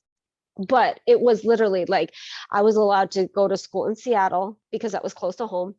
And then but I wasn't allowed to go to Southern California. I think really that's why I ended up moving to Southern California when I got divorced. I was like, you didn't want me moving to Southern California, so here I go. Like it's just a complete, like, even though we didn't talk, like that was around the time I stopped, cut them off, was when I moved to California. But that was kind of like my like F you. Like you didn't want me doing this, so I'm gonna do it. Kind of like, not that I think in the end it really mattered, but like she was just like the big cities, like I couldn't go to school in Chicago, New York, Southern California, like anywhere that I felt like there were predominantly like non-white people. They were deeming it as not safe. Bree, quick question. What does it say on your children's birth certificates under race? Good question. I don't, you know what? My 2 oldest ones, I don't think we put white. I know I didn't put white for my youngest because she's like a fraction, like she's an 8th white or something like that, or 16th white. I don't know what we did put on under hers though. I think we might have even just done multiracial or mixed or something like that. I don't know if I like other or something, because she is so mixed. Like she's half Korean and then Black, Hispanic, and white. If I'm not mistaken, mixed is not on. birth Okay, then I don't certificate. know. Maybe I might have marked her as Korean then, because she's more Korean than anything else. Or Asian. Interesting. I don't know. Note to I don't people, white people are not ignorant about racism, white supremacy. What are your top 3 books? for what? Like Anything? just What are in your general? top 3 favorite? Yeah. What are your top Oh, 3 favorite books? I don't know if I have any favorite books right now. I kind of got burnt out with school and I haven't read any books recently. Like, I take that back. There was one book called To Save. It's like a biography. It was called To Save the Children of Korea, and it was like a dark history of like Korean adoption and how the Korean War played such a huge part in that, and how huh? I would love for you to finish, but I'm just gonna do Yeah. my job. Dark is another code phrase that's used by white supremacists to continuously, Oh, okay. propagate the agenda. Of, Yeah. hey, everything dark is bad. Yeah. It's so funny. I watch a lot of true Interesting. crime, and Mhm. the true crime videos are quite sadistic, and it's mostly by people killing other white people. And every comment is, "Oh, it's oh my god, it's so dark." So my response now is, it's funny you say it's dark when everyone involved is white. So Interesting. even though I still use that terminology because it's a people understand it, but Yeah. just know that it is anti-black programming, that type of language. Thank you. Yeah. Yeah. I don't So know what please other book. continue. Oh, I was gonna say I don't know. There was another book that I just read just recently, but I feel like my most like my favorite books that I've read are like all have it to do with adoption and transracial adoption. Like in that sphere of stuff. I haven't done a lot of reading lately, honestly. Like I don't, yeah. School, and honestly, I think because of the way my parents were so like, you're going to do this with school, I kind of got turned off by reading. But I don't like, I used to love to read. And then when my parents wanted me to do the college thing while in high school, and they're like, you're going to get your associates by the time you graduate out of high school, like that totally burnt me out. What type of TV programs did your parents, your captive, watch when you were younger, when you were a child? A lot of news, a lot of PBS was about a lot. We weren't allowed to watch Disney. We weren't allowed to watch Nickelodeon. Like PBS was it, or like a lot of like Christian Bible, like anything that was like around the like church stuff, really. We until we were in high school, we weren't allowed to watch a lot of stuff. Like we were just, it was like I said, like even like things My that my question kid, is more about your parents. my What did parents, they, they yeah, just, what my did mom the watched mainly the captive, yeah. news, like the Okay. news. My mom was all about like the older actors like Dick Van Dyke and Matlock and Murder She Wrote and stuff like that. I don't remember. My dad was into Star Trek. That's about all I remember. And like he would watch football. But they didn't watch a lot of TV in our house other than like the news. Okay, and I don't know if this question's been asked already, but how do non-white Black people treat you? Mm, they're pretty accepting of me. I guess it depends too in what spaces. Koreans like treat me, if they find out that I'm adopted, Non-white non-white. Black people. Oh, non-white. Yeah, so Koreans treat me. Non-white Okay. Black people. Oh, non-white Black. I'm Black sorry. I'm sorry. people. Okay. How do they treat me? For the most part, I've never had issues. Like I've always been accepted. I mean, there's been some like, back in San Diego, like with the community that I was involved with there was a little bit of like hesitancy first, but then just who's this Asian person wanting to get involved type of a situation. But that turned real quick, and like I'm still friends with all of them now. But as a generally speaking, I feel like I get treated pretty, like I don't get mistreated. I haven't ever experienced, I can't think of anything that I have ever really experienced being treated badly. What do you think caused the hesitancy? What do you mean? You said that some of the Black people in San Diego were a little hesitant towards you. What do you Oh, think caused the hesitancy? because I was like one of the few, because it was like an activist space, and I was one of the very few Asian people getting involved in the activist space. So I think there was just some distrust, because they're just like, why is this Asian person trying to get involved with this? Oh, it was like and- a black so-called activism space. Yeah. Well, yeah, yes, absolutely. Mm. Because it was during a time when some a Black man was killed by the police in San Diego. And so like, you know, organizing was happening, and I started getting involved with it. And there was just a little bit of like, wait, who are you? kind of, but and there was a couple of times too where I feel like they tried too hard to accept me, because there was one time we did this whole like photographer, like a bunch of photographers, and I was the only non-Black, I mean, I was the only like non-white person there, but everybody else was Black. And as far as all the photographers go, and then this one girl, like I know she didn't mean it that way, but she almost like, I don't know, it was interesting because she was just like, she had gone off to get food, and then she had forgot to ask me, and instead of just saying, oh, I just forgot to ask you, she had to like put in there too, like, I promise it wasn't because you're not Black that we didn't ask you, like. And then she said it a couple of times. There was that time, and there was something later on, and then somebody else was just, oh, you're lucky. They were just like kind of surprised that I was even be quote unquote allowed in that space. But they were, I don't know, it was kind of uncomfortable. It was kind of weird, but then I understood it too. Okay, so then some Black people there were a bit suspicious of you, but Yeah. then some were overly welcoming. Yeah. Yeah. Okay, what do you think caused the suspicion?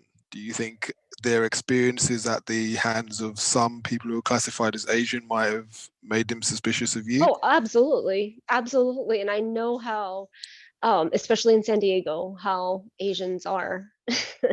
There is a lot of anti-Blackness within the Asian community in San Diego. So it was very, Okay. to me, to a certain extent, I understood it. It didn't make me feel some type of way, because they were suspicious of me. Like, Okay, have you ever, okay, no, that's great. Have you ever read any books that taught you about racism, like what it is and how it works? in school, yeah. We did a lot of reading. I don't remember. Oh, you can't remember any titles or anything? Not right now. I mean, because we just read so much. I mean, we just read and read and read. But that was where I kind of like got my like in college, when I was taking my women's studies classes. Well, because one was like a anthology of like a whole bunch of different essays and stuff. There was a Gloria Anzaldúa book. There was, what else did we read? This has been like 5 or 6 years ago. That's why I'm having a hard time remembering the titles of the books. Okay, that's fine. That's fine. Yeah. That's fine. So, if anyone asked you then about what racism was, etc., and they wanted you, and like, would you be able to recommend any kind of reading material to someone who was curious about the subject and wanted you to, like, you know, like recommend any books for them? Would you be able to recommend any titles for them? Yeah, I would have to go pull it up. I have a list of stuff. Can you remember any authors?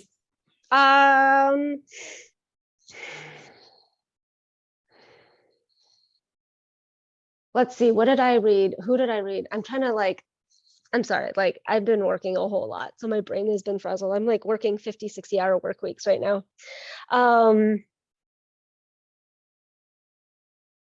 Who was it that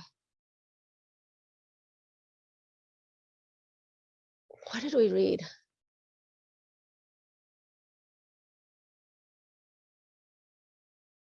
I'm totally spacing people right now.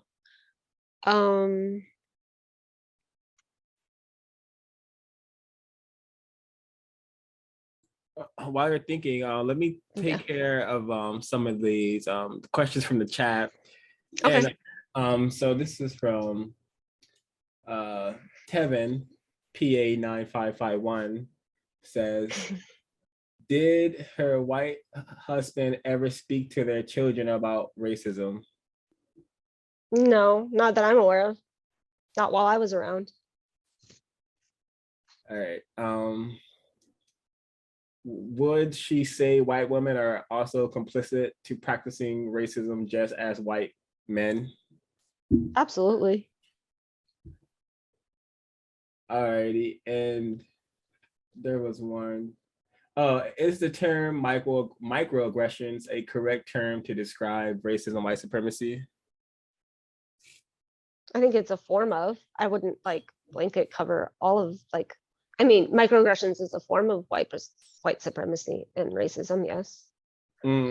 See, I would say the term microaggression was created to confuse people further and not call racism So, because I see what you're saying. yeah, there's nothing small about racial aggression.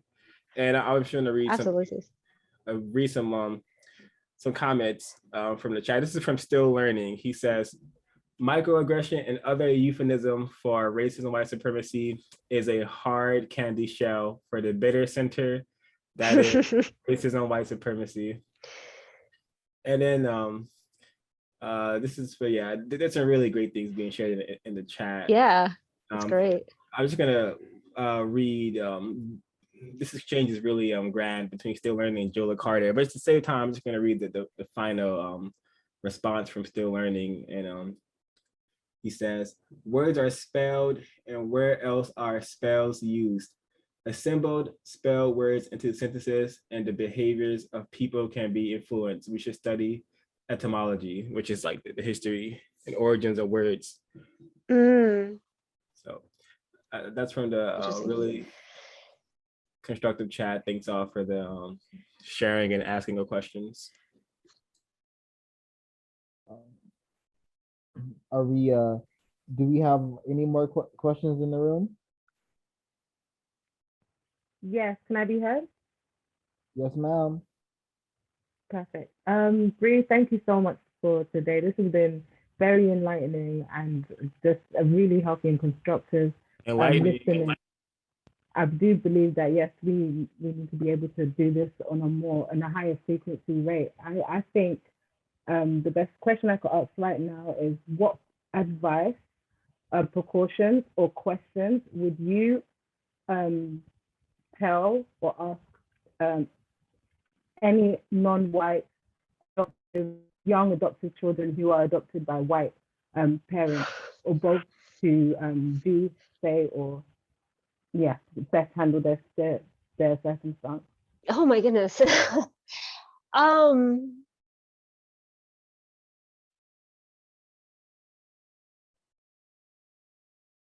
Man, that's a hard one. Because there's so much, and this is like, I'm a part of this transracial adoptee group that's like, the white adoptive parents are in there, but they're not allowed to do anything other than to like contribute like monetarily to transracial adoptees, and then they have to sit back and like learn from us. So that's like our space to sit there and talk to them, to tell them how they like what not to do to like what we wish that would have been helpful for us as like kids. But what would I tell young transracial adoptees?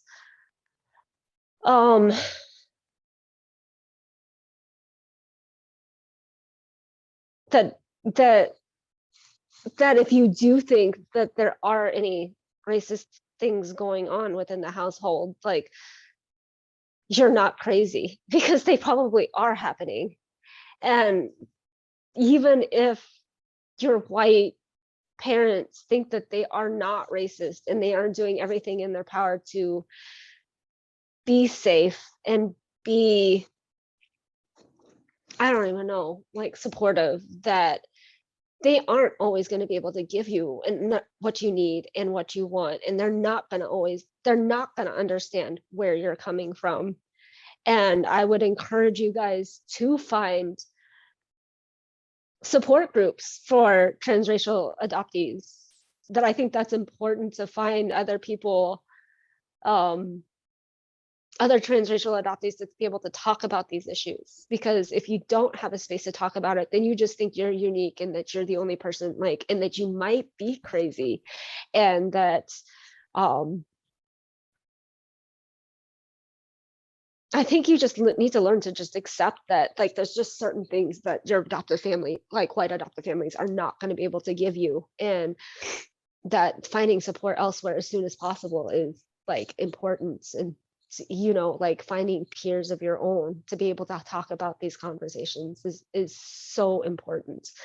And like, if you still are living at home with your family, white families, like, ask them about race, ask them, like, challenge that thinking, and, like, try opening that door up and seeing what happens. Like, unless you do know that they are completely just, like, racist, and then seek advice, like, look for mentors. Like, there's all sorts of adult adoptees that are transracial adoptees that are willing to be out there to, like, talk to you and offer another perspective, like, and all of that. Like, you're not alone in all of this, that there's so many of us out there, and so many of us have gone through the same thing that you have, that, like, we are here, like, willing to, like, have conversations with you about this.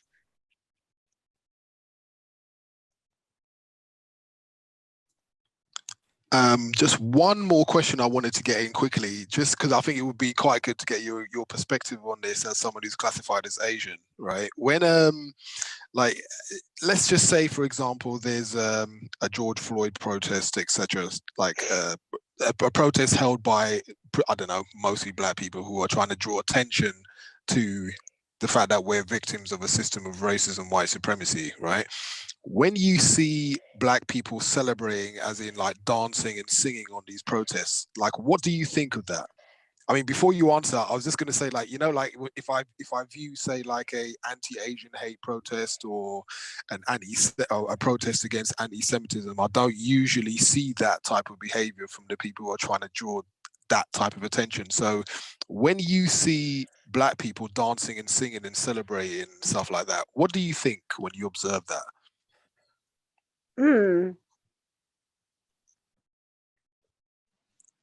You know, I mean, do you think that helps us? Do you think that's constructive? I mean, I've seen my friends do it, and I see it as, like, a form of an outlet, I guess. So for me, I don't know, I find it very, like, some of it, I guess, in the past, I haven't understood why, but then it wasn't really, I kind of just felt it was not my place, because Are your friends classified as Black? Yes. Okay, you can continue. I just see it as an outlet for expression, like, just like the, you know, like, the angry parts of it are another form of expression. Like, everybody has their, like, it's just, I don't know. And that's a good, I have never really even thought about that, versus, like, you know, other protests, like, where it's just serious, like.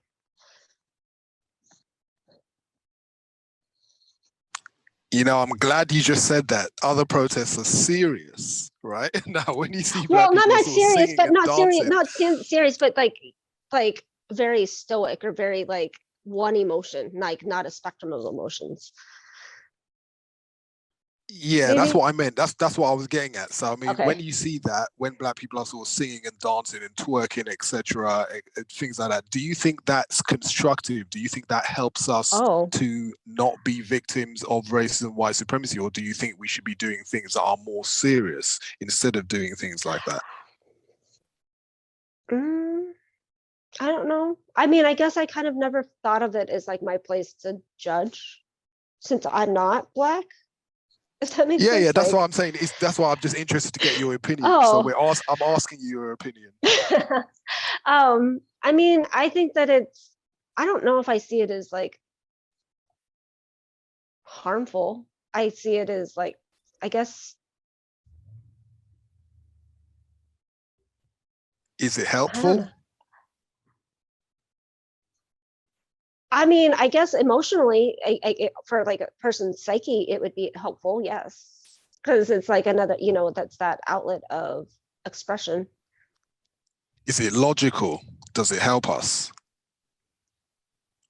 In the long run, maybe not, but in that time of space, I can see it being very therapeutic in a sense, I guess. Okay, thanks for answering the question. All right, I have a couple of more questions, but I'm going to play a sound clip first, and then give folks a little tiny break.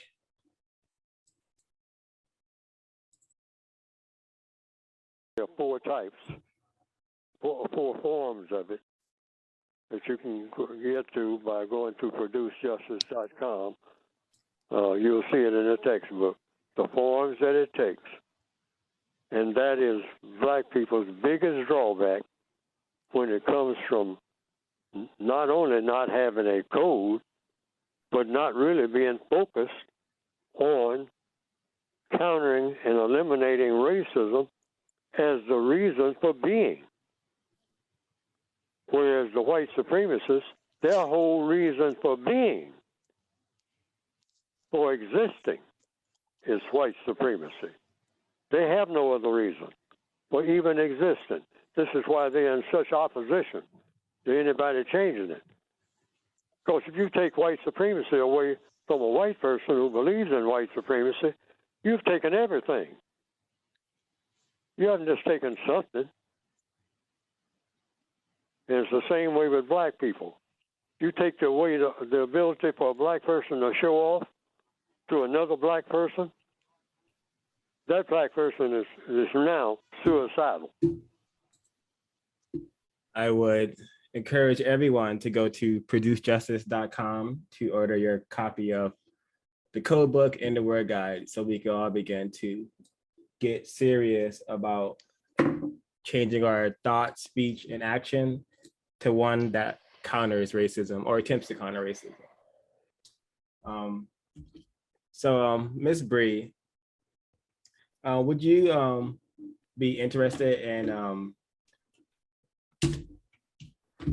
beginning to change your thought, speech, and action to one that is against racism? Like, for example, I suspect part of the reason the problem is so big is because we don't use the correct words to describe what's happening.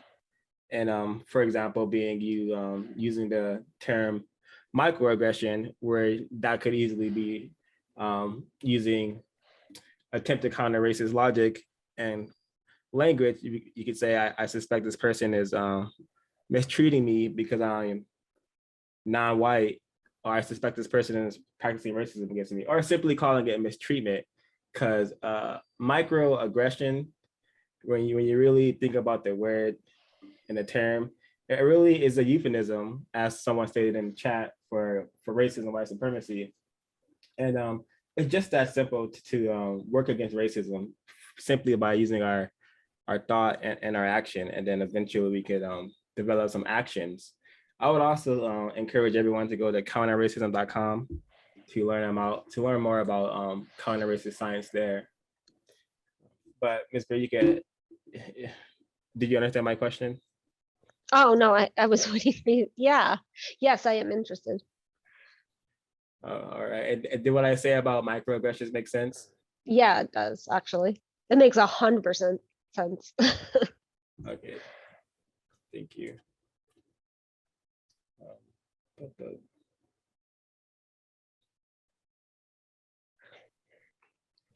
I'm reading, making sure I'm not missing any questions from the chat.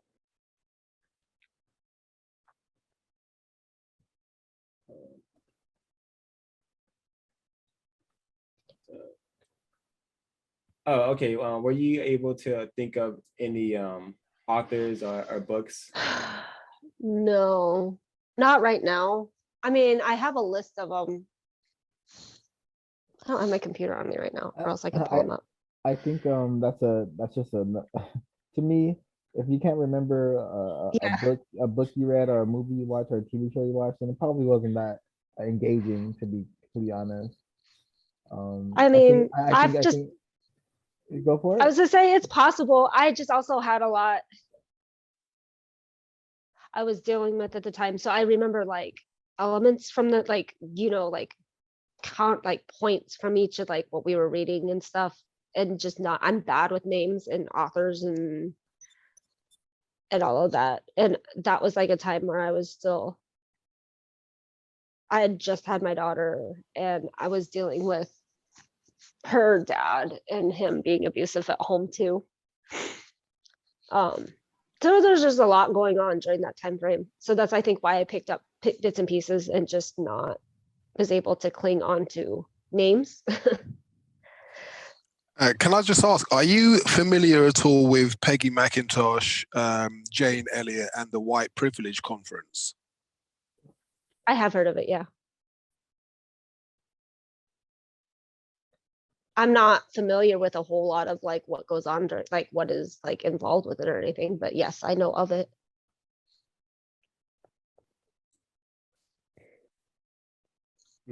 Would you say that that conference could be called the White Power Conference because it's not a privilege to be white. It's having power that you can use against people and creatures in the planet.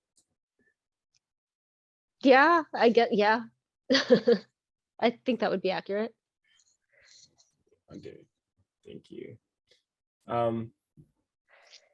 Yeah, if folks don't have any questions, I could keep going. Yeah, I've got no more questions actually. All right. Okay. So if you were listening to the sound clip, the person speaking is Neely Fuller Jr. He's the author of the United Independent Compensatory Code System Concept. And I think that's a book that non-white people should study and maybe take some suggestions from, because I think it can teach us and tell us how to use our the correct words when describing racism and white supremacy. Also, what it means to be a non-white victim of racism, prisoner of war, because racism is a war against non-white people, especially Black people. So, are you willing to get a copy of that book and maybe give it a study, or maybe you'll listen to our book study because we did a book study on it, and yeah, and maybe come back for a chat with us in the future after you learn a bit of that would be great. Code. Absolutely. Okay. I think that would be a neat conversation. I think so. I agree as well. Thank you so much for your time, energy, and patience, Yeah. everyone in the group, especially Bree for answering so many questions from so many different people. My closing comments are these type of conversations are gonna eventually help myself replace the system of racism, white supremacy with justice. I hope other people will like to do the same thing that I would like to do. I totally agree with Neely Fuller Jr. I was born to see the end of racism, white supremacy. I'm not really sure how he would be on this planet this long. Okay with what's going on, but I'm certainly, not amongst them. Nor am I amongst anyone who's okay with what's going on. I will continue to do my best to apply logic in solving all problems, with the biggest one on my list being the system of racism and white supremacy. Those are my closing comments. Wow, thank you, Sid. That was very, very well said. I thought that this was a very insightful discussion. I thank you, Bree, for your time and energy. And I do hope that you find interest in the concept of countering racism.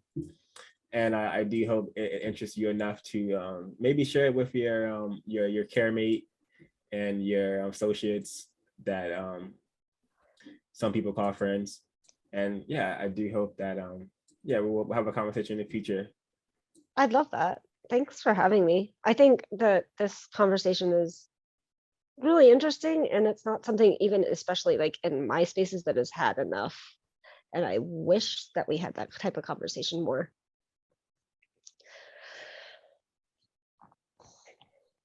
This is gonna be on YouTube and Podbean, so you can share it with everyone you know, and maybe Yeah, I will. 100% will. maybe motivate some of your adopted your fellow victims who were captured in that system, that many system of adoption. Maybe you could, I offer them a time on the show as well, a time on the program as well, to learn from them as well, learn about their experiences and see how if we could detect any more behaviors or patterns from people who classify themselves as white. Yeah, I will have conversations with them, see if anybody would be willing. I'm sure some of them would. And I think that that would be interesting for you guys, just to hear different perspectives. Yeah, bring it on. Yeah, for sure. Let them know. Sure, send them information on CRWS and the YouTube, and okay, that would be very, very constructive, I suspect. I will. I'm gonna try to share this afterward, share this with that group that has a bunch of white parents and have them start getting a different perspective, or well, the adoptees and the adoptees of color, and like non-white adoptees in there, to give them another perspective from all of that, because I know that's like something that is an never-ending struggle.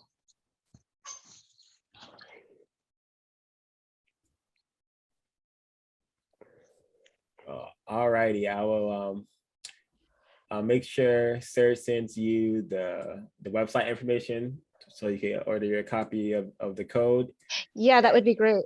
And yeah, also this you can find this live. This will stay on YouTube, but I'm also gonna upload this again on YouTube.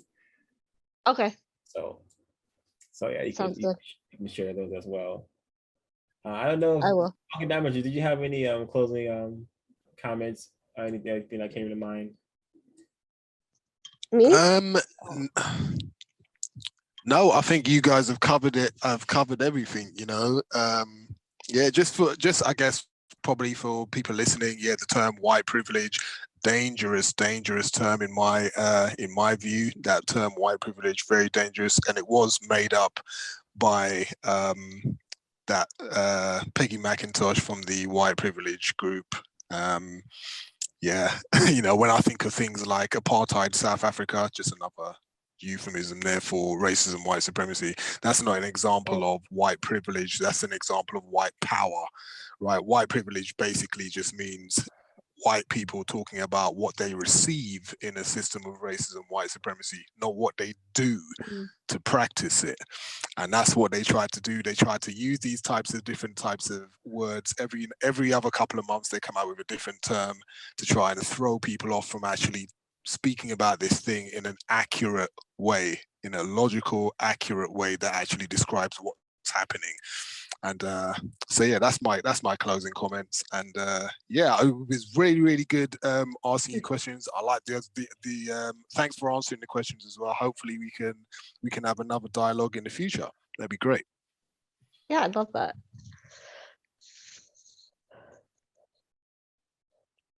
Any more Bree, do you want to deliver your closing comments before we head out? Oh, thanks for having me. This was really insightful, and it's completely different being able to like share with people my story to a non-adoptee perspective, but then like to be able to talk about like the more deeper issues about like transracial adoptions and stuff. So I'm very honored to be asked to come on and like be a part of this.